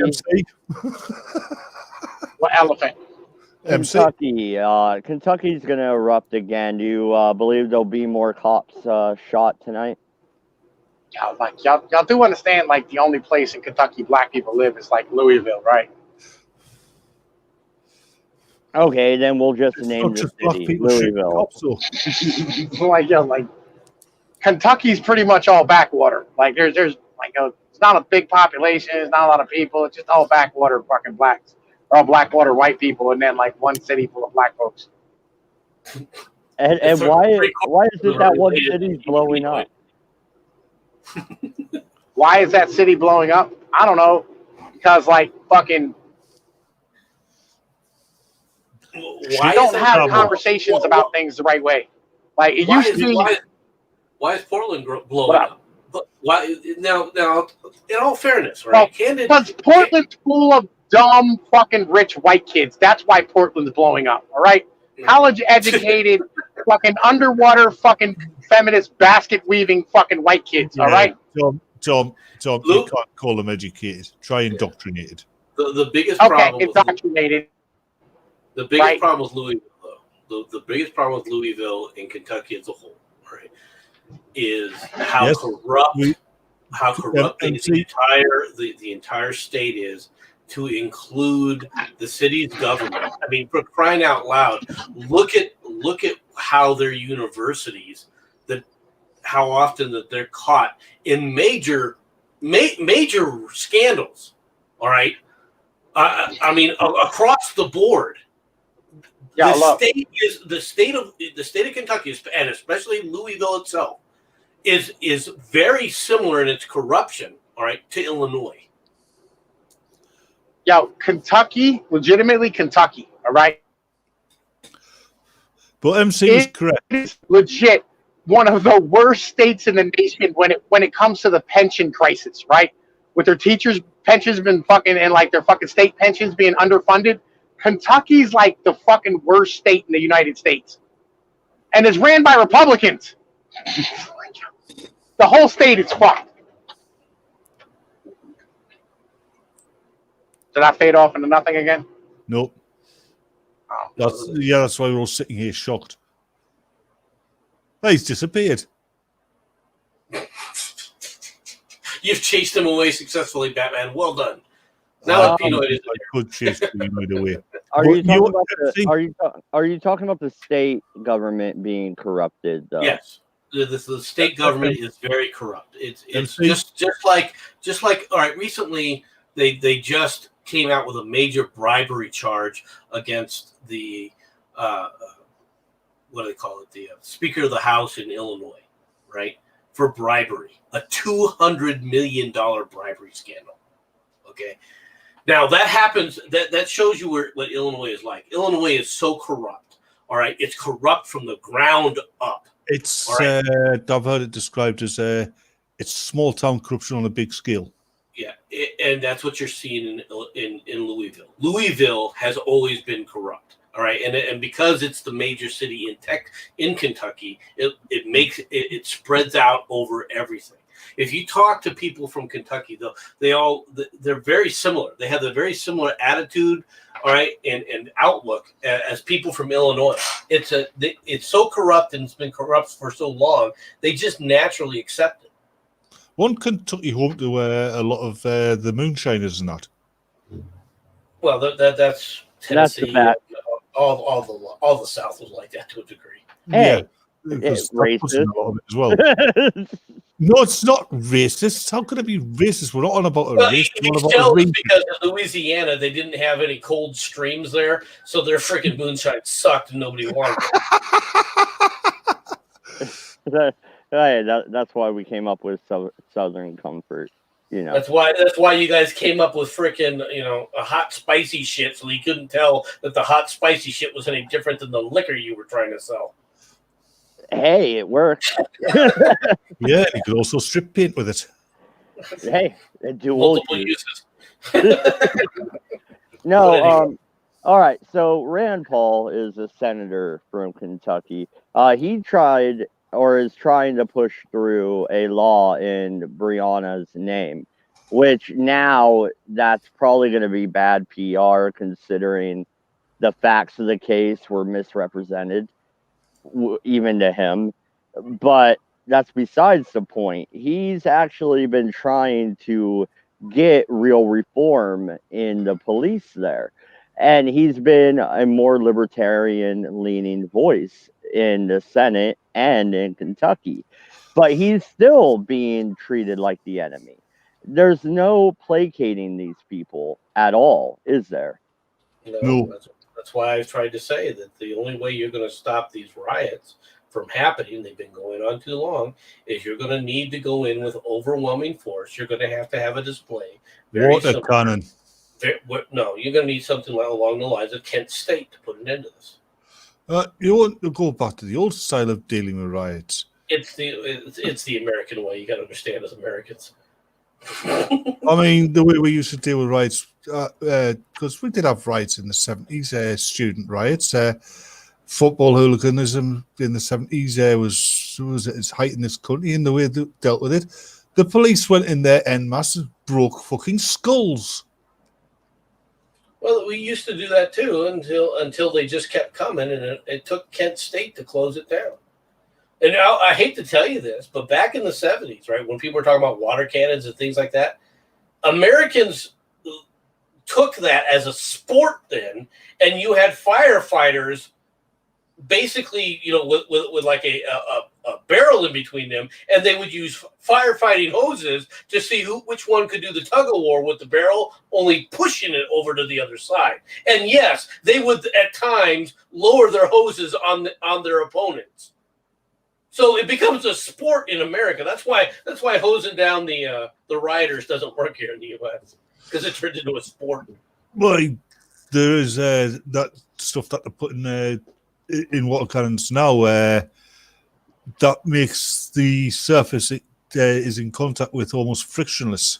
That's true. You got a point. Plus, you could always use my idea for the water cannon. Fill the fuckers with napalm.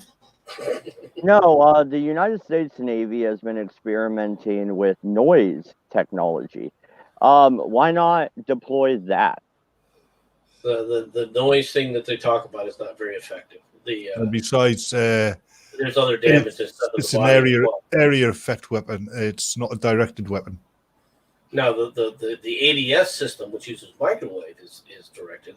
All right, and it has a nice range to it. But you heard people whining and crying about that. Personally, that's one of the things I think should be used.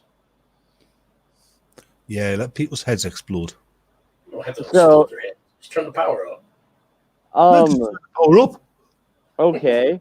Or They down. want to break Windows. Run not B-52s. No. Run F-22s low and break the sound barrier over the riot. Shatter every fucking thing around them. It's hell with that. Just bring in a freaking Apache and go to work. And the riot's over. What is happening? It's happening all over the Western world. It's out of the Marxist textbook. It's why the leftist parties are trying all they can to get into power now. Because you've got these riots going on, they'll get into power, declare martial law because they've got it's that kind of situation. As soon as martial law's gone, all elections are suspended and they can maintain martial law indefinitely. You've got yourself a communist state. All right. I understand where you're going there, and that's what I'm worried about as well. And that really helps go into the final topic here. President Trump has not agreed to a peaceful transition of power, supposedly. That's what the mainstream media is saying. I don't believe that's what he was saying. I believe he was saying, look, if the elections look like they're fraudulent, then we're going to look into it. I'm not just going to pack up and leave because of fraud. Or am I off it? What the press is doing is the press is trying to get him to. If he said yes, then they would sit up there. See, he knows he's going to lose. Yep. All right. So they were trying to they were trying to lay a trap for him that in that no matter what he said, they were going to sit up there and try and use it against him. So anybody who believes that Trump is really a threat to, I'm not going to leave the White House. It's if I'm duly defeated in an election, it's just nonsense. All right. The reality is that a lot of these Democrats have even admitted, all right, that this whole vote in mail scheme that they've come up with, right, which if by now you haven't figured out voting by mail is a disaster. All right. If that whole thing was designed to make sure they could run to the courts and keep it in the courts for as long as they possibly could. That's what the left was trying to do. They're not even trying to win. They're just trying to break the system. Okay? It's more nefarious than people realize. It has nothing to do with them voting. They want to come back and say that your vote doesn't count, and therefore we're going to have to institute a new system. And if you think that your vote is going to count when they institute your new system, you're out of your mind because you have that now. Can I ask you a question, MC? Mm-hmm. In the States, how many people with, like, say, severe Down syndrome get voting cards when they're of age? You have to register to vote. Well, you've got to do that over here on unless you're in a liberal city where they have things like motor voter laws. For example, when you get a driver's license, you can register to vote. In the vast majority of the states in the United States, you have to physically register to vote. You have to go down and say, I am registering to vote. Over here, you do it on the electoral register. You basically fill in the form on the census every five years or so. Which is how my mate's father voted twice in certain elections because my mate's elder brother, when he was 18 at the time his father started doing it, but they had Down syndrome. They had the functional age of a 4-year-old, but he had a voting card. You can't get in the United States if you're considered a state ward, right?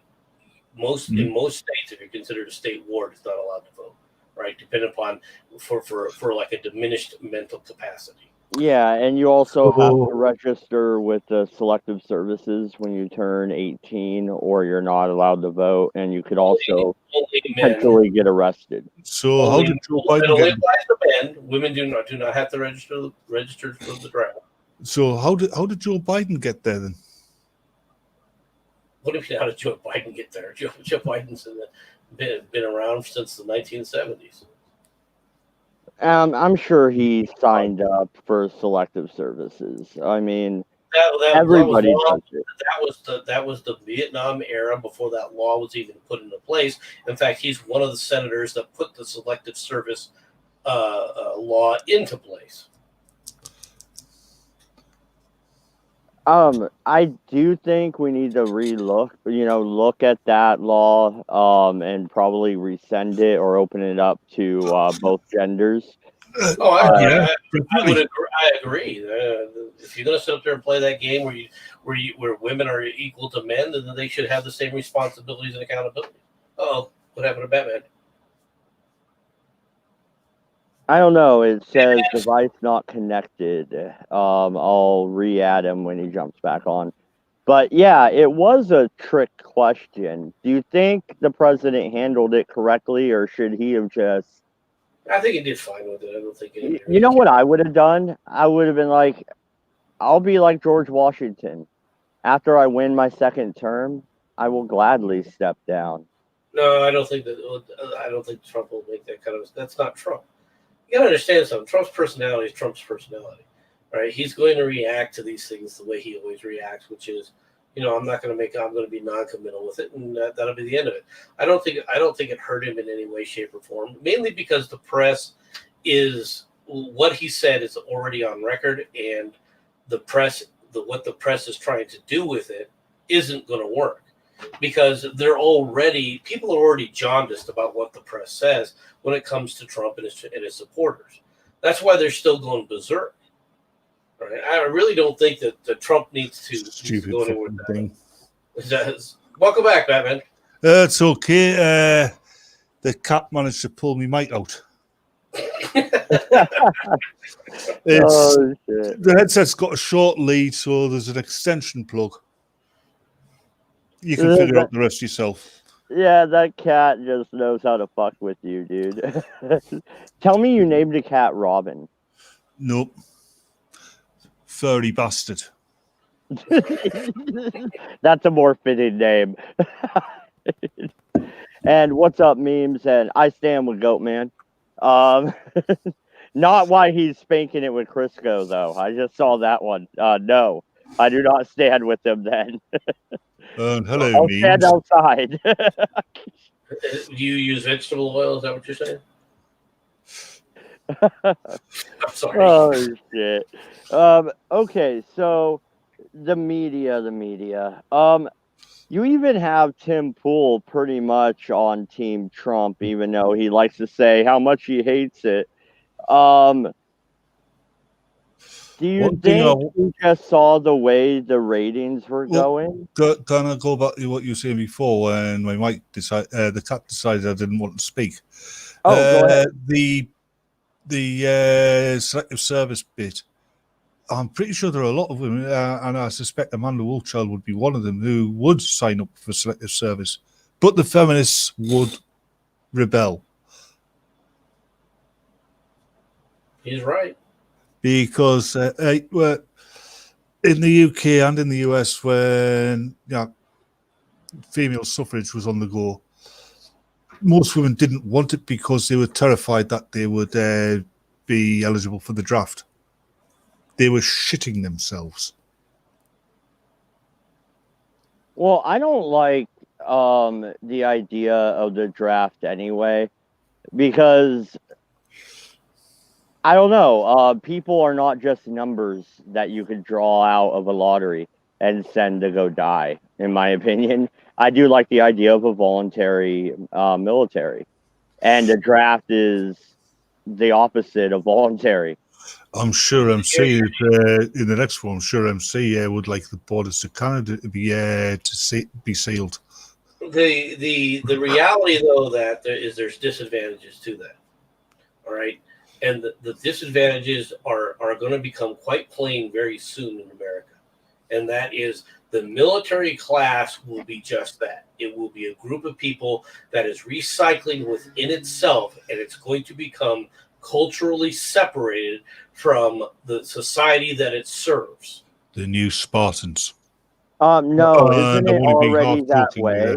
No, Yes. wait a not. minute, because I have military friends. You're one of them. You're ex-military MC, but no, like, and I went when I was in Louisiana. I met my dad's friends, and No, they're all MC. they're all military, and they all like their kids end up joining the military, then their kids, and they can trace back. That's actually quite rare. Most people who've been in the military, their kids tend not to join up. But what MC's on about is you'd end up with literally an entire class. You'd have whole towns where the only job any of them got is in the army or the Marines or the Air Force or the Navy. That's what MC's on about, isn't it? Yes, but I'm also referring to the things in the United States. One of the United States peculiarities is the officer class has always had a lot of. My father was an officer. My grandfather was an officer. I'm an officer. My son will be an officer. Right? You've had that within the officer class. You did not have it within the enlisted ranks. Okay, you're seeing that happening now, though, within the enlisted ranks. And you get the funny thing is, we're getting the reverse in the UK and more. Yeah, but the United States is not. The Americans are not British. We don't have the same mentality. You kind of do. But we're not. We're a separate culture. You know that. Yes, you're a separate culture. And our cultural strengths and weaknesses as a result are different in this regard. You're beginning to see my father was a sergeant major. I'm an NCO. My son just graduated XYZ. All right, and they're coming in. So you're starting to see it. And as that happens more and more, combined with exactly what Batman is saying, because we have consolidated these military bases into small little areas, they become enclaves in and of themselves. And they're taking on a hue that is separate from the rest of the society. They're taking on a mentality that's separate from the American society that they serve. Which is why I said the new Sparta. I wasn't joking. No, you're not. I didn't disagree. Though, I am comfortable with that as long as the society that they're clinching to is beholden to the Constitution of the United States. That's wonderful, but that isn't happening, is it? It'll end up not being because even now, as MC said, they're forming a separate society. They will start viewing themselves as stronger than the America that they serve, and they will take it over. Not might, not will try, will. So you're talking kind of like a Turkish system where the military would have a coup every now and then. Just more like a Roman system. Yeah, more like the Roman system, where if you're not gonna show fidelity to the Constitution, then why should I? And the moment that happens, it's imperial America. MC, more like Starship Troopers. Well, no, because Starship Troopers, they were at least common, Wait. Yeah, but it will with the kind of society you're painting, it will happen like that. You won't be allowed to vote unless you're part of the military.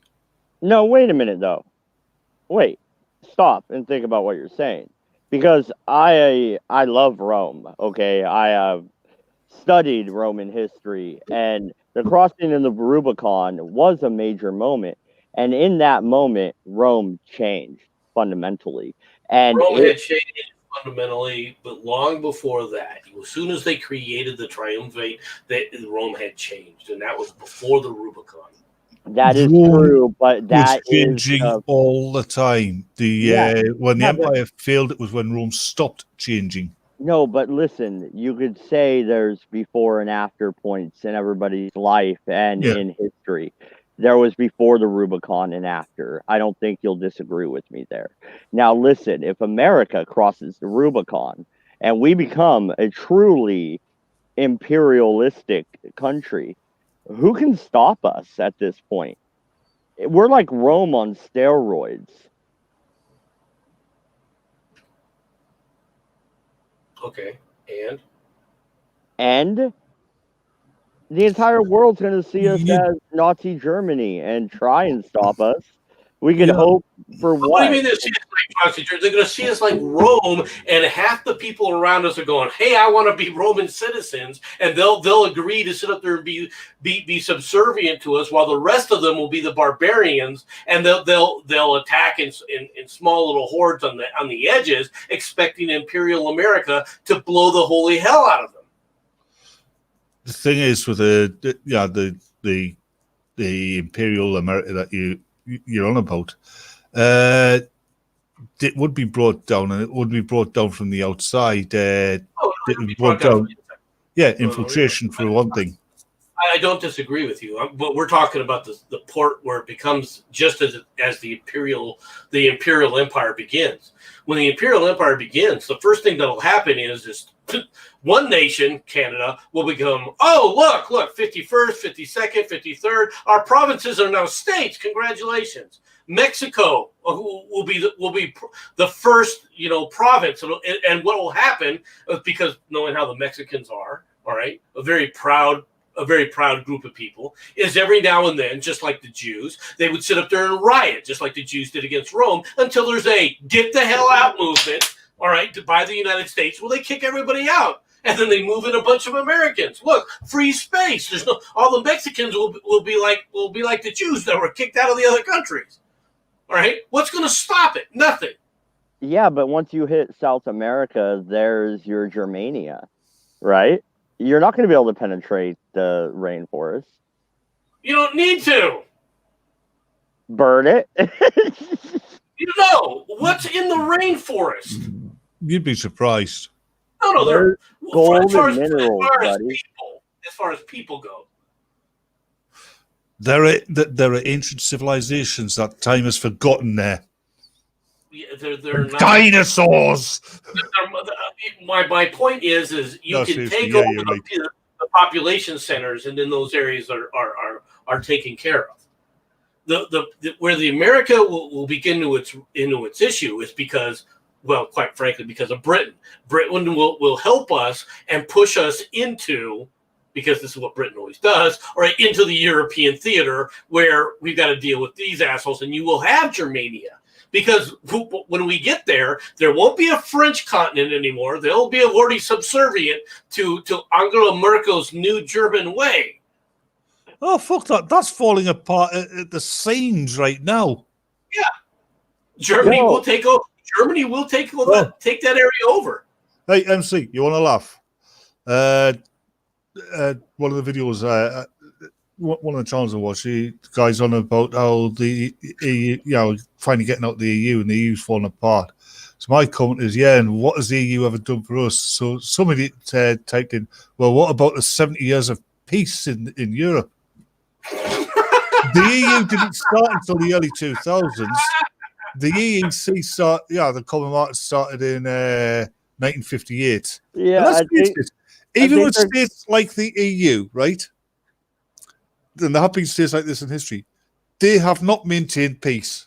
Oh my God, they're confusing. And even in the old time, like NATO, the EU hasn't maintained peace, even with its own fucking borders. Yeah, no, NATO and the Americans have been doing that. You're welcome, by the way.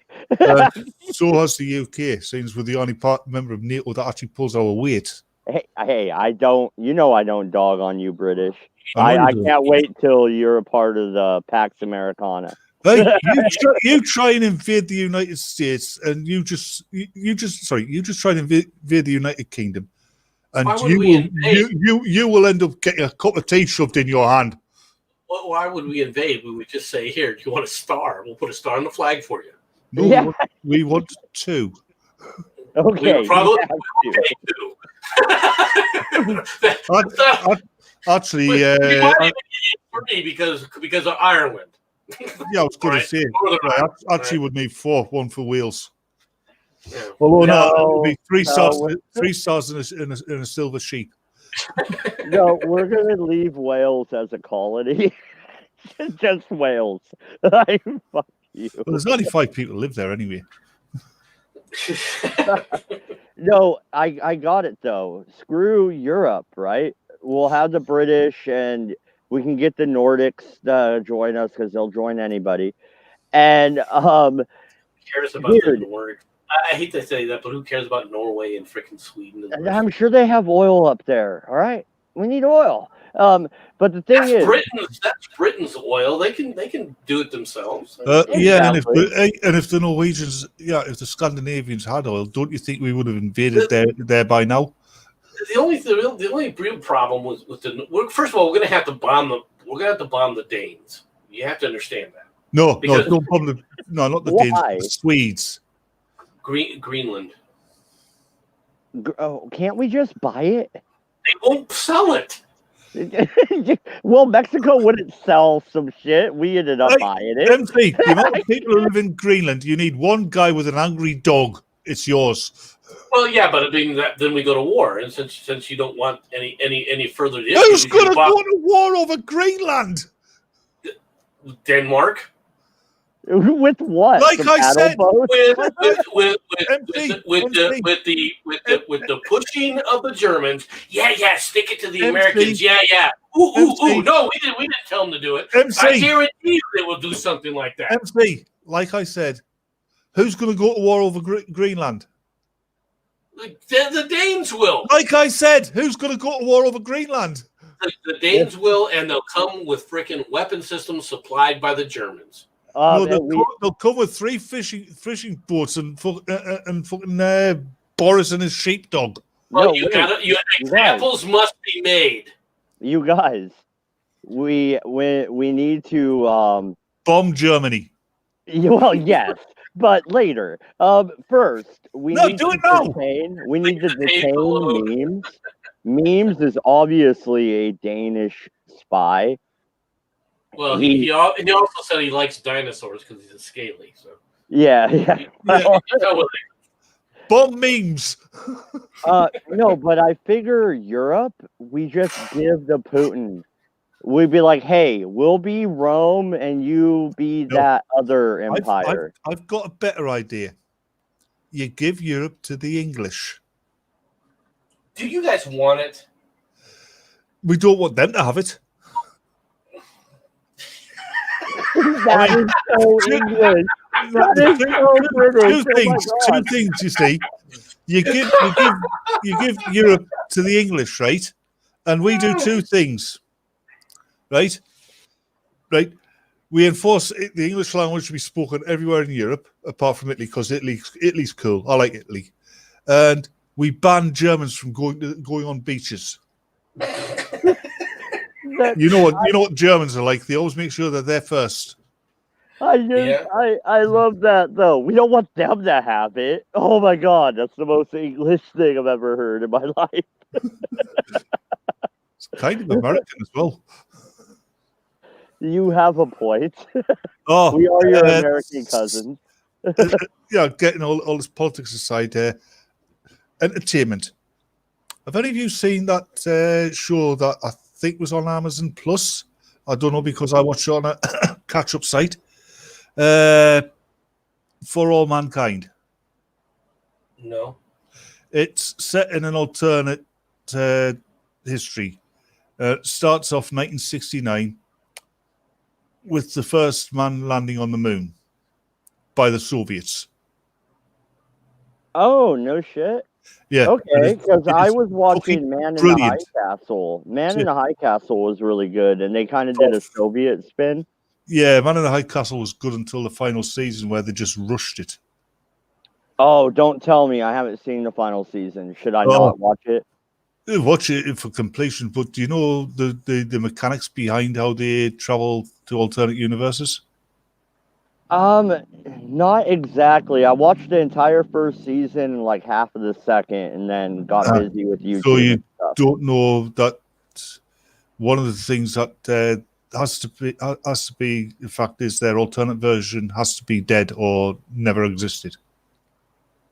Otherwise, I didn't know that. Right, it's a little bit of a spoiler, but this whole For All Mankind, I mean, they're using all the technology that I remember from the space race, right? But it's the context they're using it in. and some of the stuff that was only on the drawing boards. I mean, in the second season, they're going to be using the Sea Dragon rocket, the one which is so powerful it could only be launched from the ocean. That was only ever on the drawing boards. Yeah. But the only thing I don't like about it is when Apollo 11 landed, Neil Armstrong nearly wrecked it. Which I don't care what universe he's in, that wouldn't happen. Neil Armstrong was just too damn good a pilot. Well, he actually saved it. He actually saved it. Yeah. Yes, he did. And his touchdown was the gentlest touchdown of all the Apollo missions. He was an extraordinary individual. A lot of people don't give him credit for it. It's a good storyline, but they get all the technical stuff right as well. Huh, I'll have to check that out. I can't wait for the Expanse new season to come out. I'm loving that sci-fi show. And I need to catch up on this week's Lower Decks. Fuck all you haters. I like Lower Decks. They got me. That does surprise me, actually, Mad Dog, because it's a show written by simpletons for simpletons, and you are not a simpleton. No, it's just funny. It harkens back to a lot of the old cartoon. And hey, at least it's in the right timeline. Okay? No, it's not. It's in the shite timeline. No, it's not. That Mariner, she's both a Mary Sue No, it's and a bully. No, it's in the real timeline because they talk about the Titan, and the Titan is ran by William Riker. It is right after Insurrection. By William Riker. Whatever. That's what you said. Doesn't matter. You could say exactly the same thing if it was set in the fucking Kelvin timeline. Yeah. Haters. It's far crap. as I can see. It is shite. The Expanse is really good, though. That's the best sci-fi show out there. It really is. Yeah. And they're good books, guys. And check it out. They're gonna screw it up, though. He took a hell of a lot. The guy who wrote The Expanse took a hell of a lot of his world from. Well, there's two of them, right? Have you ever read Larry Niven's books? No. I've only read. I didn't read them. Okay, I listened to the Audible versions of the first 4 or 5 Expanse. The Mankizzen Wars from Larry Niven were probably the best ones that he did. I liked all of his stuff, especially like the early ones with the Belters. I didn't appreciate Ringworld. I thought that was kind of. Ringworld was brilliant. No, the part that was brilliant about it was only the description of the station, right? The description of the world. Other than that, the storyline sucked, dude. That's your opinion. Yeah, it is. You're right. It is my opinion. I really thought the storyline sucked. It's a minority opinion. Sucked. Hey, it's a minority opinion as well. I mean, it's a Hugo Award winner. Wait a minute. Actually, you know what his best book was, MC? It's a collection of short stories, Flight of the Horse, by a guy called Hanvil Svets, who's a professional time traveler. I think he's from the 30th century, where there's only 2 things alive on the Earth. That's humans and mongrel dogs, because of all the pollution. Everybody eats this dodgy stuff, but this guy Svets, he travels back in time. Basically fetches weird animals to please the hereditary ruler of the earth, the Secretary General, who is a functional moron. But it's because the way this time machine works, it doesn't travel directly back in time; it wobbles. So he ends up in alternate fucking past and stuff. Like, it's called the Flight of the Horse because the first story, when he travels back to get a horse, and he comes across this woman, young girl rather, riding this horse, beautiful white animal. Only Svets thinks his history logs must be wrong because this thing's got a horn. Yeah, it's he's got a fucking unicorn. That would be interesting. Anyway, I'm sorry, we're going off to a totally different subject. It's just that I always preferred the Ben Kizin wars. Were far more entertaining.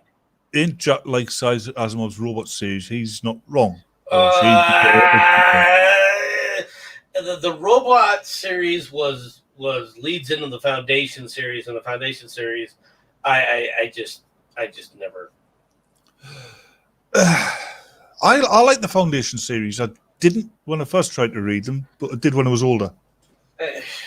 To be honest, it's like a never-ending Gene Roddenberry story. It really isn't. It really is. It's a Gene Roddenberry story that it has a start, it has a middle, it has an end. What for me was a never-ending story was Dune. The writing style, that was bad. Okay, I give you that. The style of writing was incredibly heavy. It was. It's a slog to get through any of the dunes. It actually you need to get through, and if you read the first one, you need to get to the second one or the third. I think it's the third one is where you have after the third one, just quit. Yeah, well, we done. You're better off. Trust me now. After you finish the third one, you're done. If you're smart. One writer I like to, unfortunately, never knew how to finish his stories. Is Philip Jose Farmer. I've read some World of Tears, Riverworld, stuff like that. Oh yeah, Riverworld I've read. But he wrote great stories, brilliant world building. He just didn't know how to finish his stories, which is why they ended up going to 5 or 6 fucking books. Yeah, Piers Anthony had that same issue. Yeah, to be honest, the problem with Piers Anthony is his first book that gets you sucked in of any of the series is cool because the description and the expanse, it's like, hey, this is awesome. And then the second one is it's acceptable, and then the third book is just a drag. It's just horrible. All right, all of his series, the first 2 books are acceptable, whether it was the Adept series, right, like the Adept, all right, or the what? Xanth. The Xanth was. It was Piers Anthony playing around with his local neighborhood and making it fantasy. Yeah. The other series that he did that's very memorable is the Incarnation series. Oh God, yeah, I remember that one. All right, On a Pale Horse. I have a question for you guys. I have a question for you about the Expanse, especially from the books. When it came to the fact that the portal opened, do you agree with the societies to shut it down and not allow people through? They actually killed a man and his family, right? As they were trying to run the blockade and get through the portal. Would you agree with that decision politically? Not politically. I mean, this portal opens. It's an unknown, right? You don't know what's on the other fucking side. For everybody's safety, you shut it down until you know what the fuck you're dealing with. Why? They didn't shut down the Western U.S. We went. They didn't shut down Antarctica. We didn't know that. You need them. You need the crazy fuckers. Yeah, we're dealing with our own fucking planet. We don't know what's there, but we know what to expect. With something like a portal opening up on the fucking outer edge of the solar system, you don't know what the fuck to expect at all.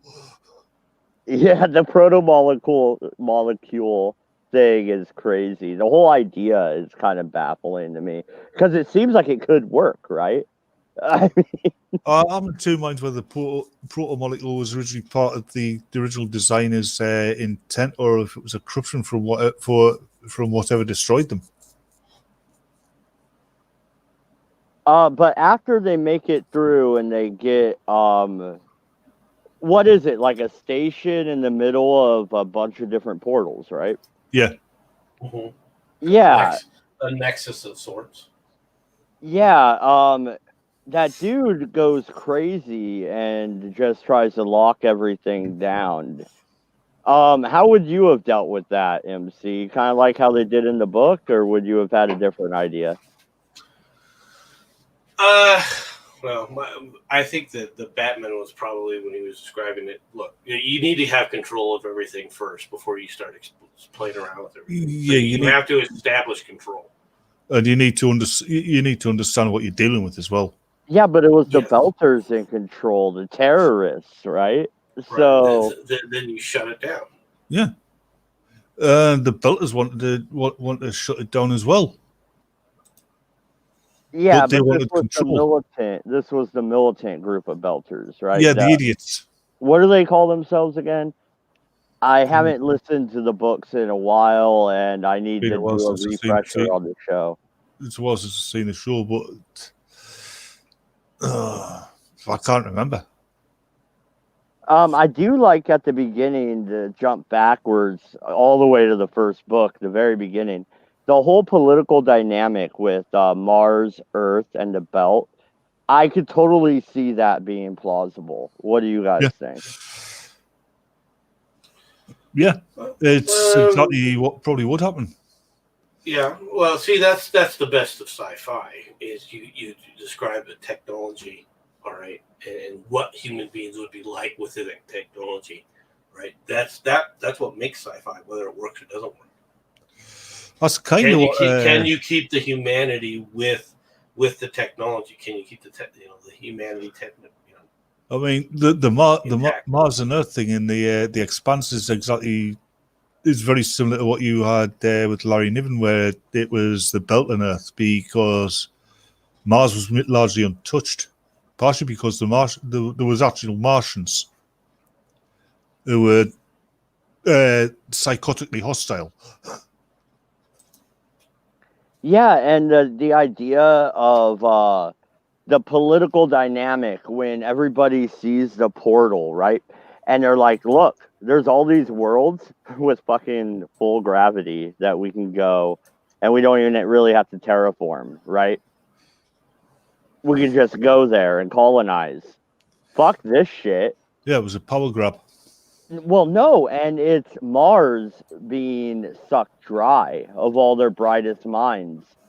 Like they were setting up this new world, and everybody was on board, and then suddenly there's greener pastures, right? No, it's definitely Doku. Hello, Doku. All right, who am I conquering, and who's going to lend me the money for the army? You're Mars. You got to fight Earth, and everybody that's really good has left to go colonize other planets. What do you do? The bad news is, Doku, I'm the Klingon Empire. Oh, well, okay, you're the Klingons. I'm not going to be able to do jack shit about that. That's just a matter of time.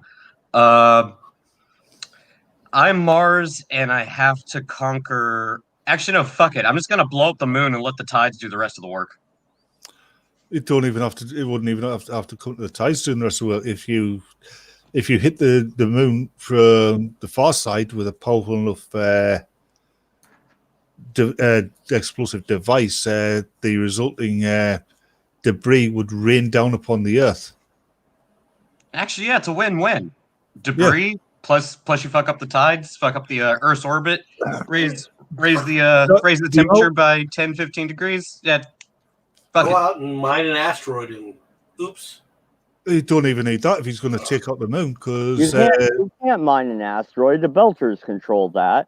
How dare you? You stepped up the line. Actually, no, sorry, Klingon Empire here. We've actually eradicated the Belters and taken over your asteroid system. Which asteroid system? Yeah, the asteroid. There's several. There's several. The asteroid belt, as it's generically called. There are several, and all you have to do is catch a comet here and there. I mean, how tough is this? Yeah, but you guys make it sound like it's difficult. They've got to get past us. You have no problem with comets flying by you. I just have to route one. Yeah, you've got to get past us first. No, I don't. When it comes close enough to us, we grab it and throw it somewhere else. Yeah, but that comet's got to go through my space first. Yeah, but you're never going to stop the comet. You guys don't care. No, I'm not going to stop the comet. Nobody I'm going to cares about speed. MySpace. No, MySpace I'm not is going to, dead. hold on, lad. I'm not going to stop the comet. What I'm going to do is I'm going to put it into a mass accelerator and speed the fucker up. Well, yeah. Are you going to hit Mars or are you going to hit Earth? First one, then t'other. Imagine a comet traveling at about 80% the speed of light. That's what you're looking at.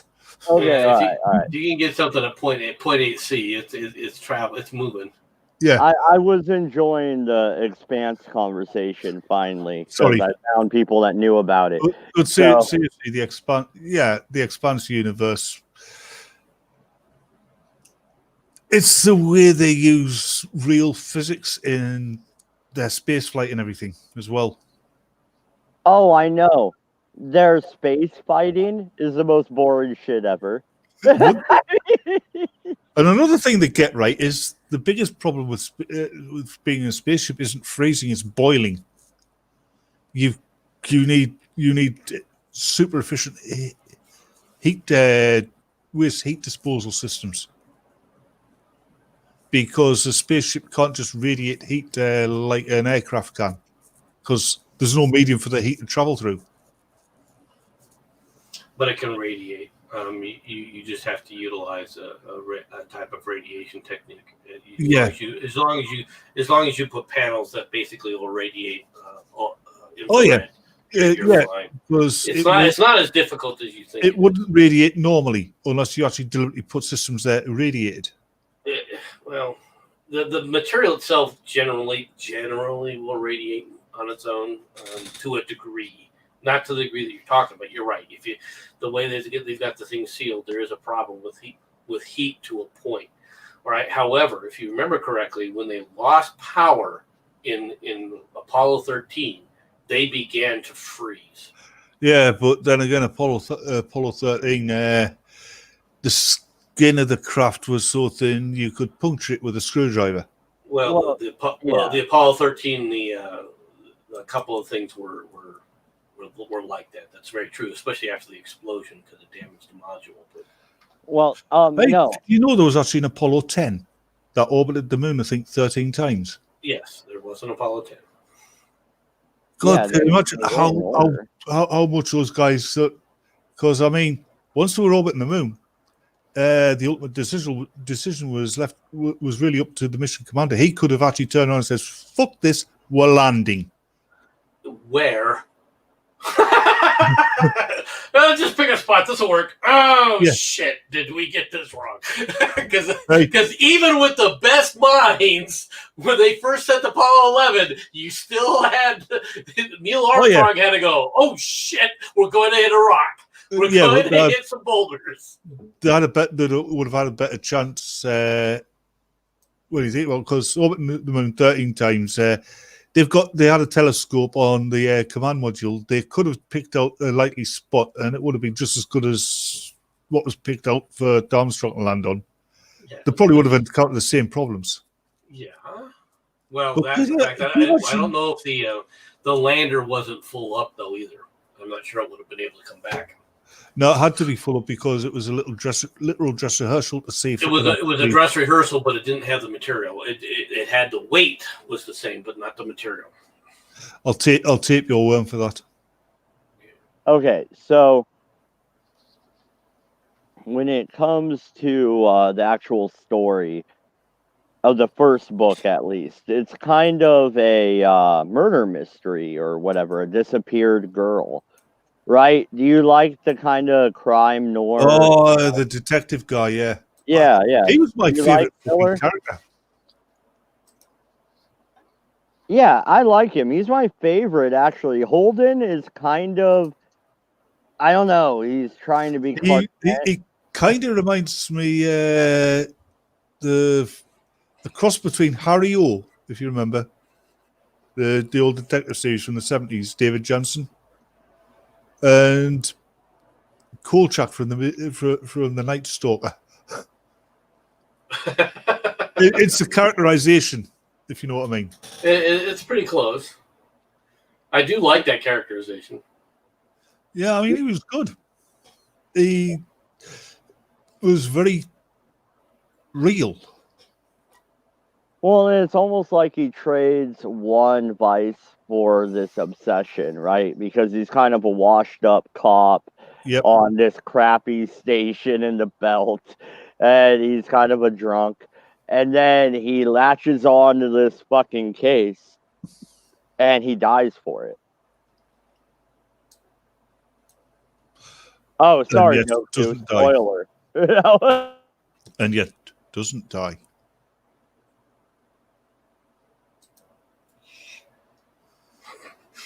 Earth the Doku. Oh, hey, because you don't have to worry. Then you don't have to worry about it. There's one of my left wing friends makes me laugh because he insists there's no point in going to Mars. There's nothing there to make it viable. Actually, there's a lot possible there, right? Because the core is supposedly not hot. You could theoretically dig, all right, through the layers of Mars, and the amount of mineral resources that you could find from points to point would be incredible. Yeah, theoretically would just absolutely be incredible. It would be a mineralogist's dream because you could get to things that you never could have gotten before. There will be mass deposits. I mean, massive deposits of gold.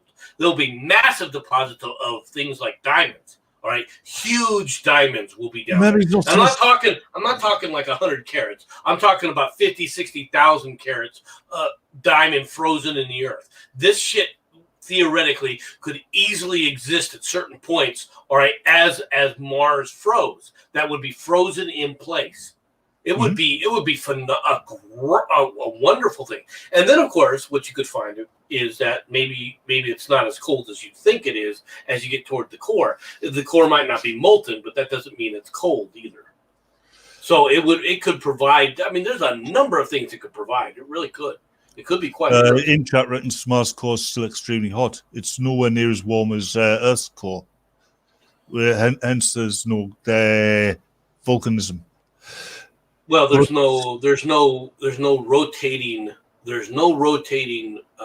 metallic sphere. No. All right. So when you say Mars's core is extremely hot, relatively, all right. I mean, it's a relative term. All right. You have to go down quite a ways before you encounter serious amounts of heat. People forget you go just a mile into the earth, 5,000 feet straight down. Right. And you haven't even gotten through the crust then. Right. You're still in the crust, and the Earth's core starts to heat the mine to such a degree, right, that you're dealing with 110, 115 degree heat. Just heat. No, in Jack saying that Mars's core is actually molten, just not magnetic. It'll be an iron core. I disagree with you. If you have spinning metal, if it's molten, it would be spinning. If it was spinning, you would have a magnetic field. Yep, it's the basic dynamo effect, exactly the same as happens on Earth. And Mars is basically constructed the same way as Earth is. So therefore, the core there's no magnetic field on Mars. Well, there's a very weak magnetic field. Okay, but it's not centralized, which argues that it's not being generated by the core. Right. But the other thing this guy says is Venus would be far more suitable to colonize. We can't land on the surface at all. The best of the Russian probes didn't last very long, and they were fucking lasted 6 hours. Come on. Hey, and they were built to withstand the fucking conditions after the first couple, right? It's amazing they got to the ground at all. Let's be perfectly honest. Even the upper atmosphere, where the pressure is tolerable and temperature is tolerable for us, it's still got fucking sulfuric acid floating around, floating, and in such concentrations that our best technology would be wrecked quickly. Well, if we could stay in the upper atmosphere, you could shield it, but that's the problem: is keeping it within the upper atmosphere. Yeah. And the worst part about it is that as you descend through Venus, the pressure, the physical pressure, the air pressure, all right, is about what? I think 40 or 50 atmos as you go down, and it gets worse from there. Yeah. I mean, it's tremendous pressure that you start to get to. And that's right. at the surface. Jack's right here. The Earth's core is a solid ball, but the reason it's solid isn't because it's cooled. It's because the extreme pressure it's under. They're making certain assumptions about the Earth's core in the solid part. There's theories that say no, it's liquid all the way through. There's also some interesting theories about radioactivity being at the core, all right, and that's why it stays hot versus like Mars. There's not enough radioactive material. All right, we don't know. The reality is we don't know. We're making guesses from earthquakes. If you want to know the truth of the matter, we're taking a look at what earthquakes do and how we see it. All right, ripple across things, and we're trying to make assumptions. All right, based on our observations, but the reality is we honestly don't know. We're making a lot of assumptions. Well, yeah, and I think I'm gonna wrap it up here and move it off there. Any last thoughts, MC? Or you're not doing a stream this weekend, are you? Are we gonna do the Revolution stream on Sunday, or? I would like to, if you're amenable to it. I still have an unanswered question. My question was, if MC was to dive in the Pacific, would he cause a tsunami? You're assuming I can get enough air up to dive. Well, hey, you've got the SpaceX rocket. That would get you over 3 feet, wouldn't it? All right. At least 10 feet. Goku, I know you didn't say anything on the stream, really, but stick around for a sec. And do you have anything you want to show? Are you doing anything later on? Is Exiled going live or what?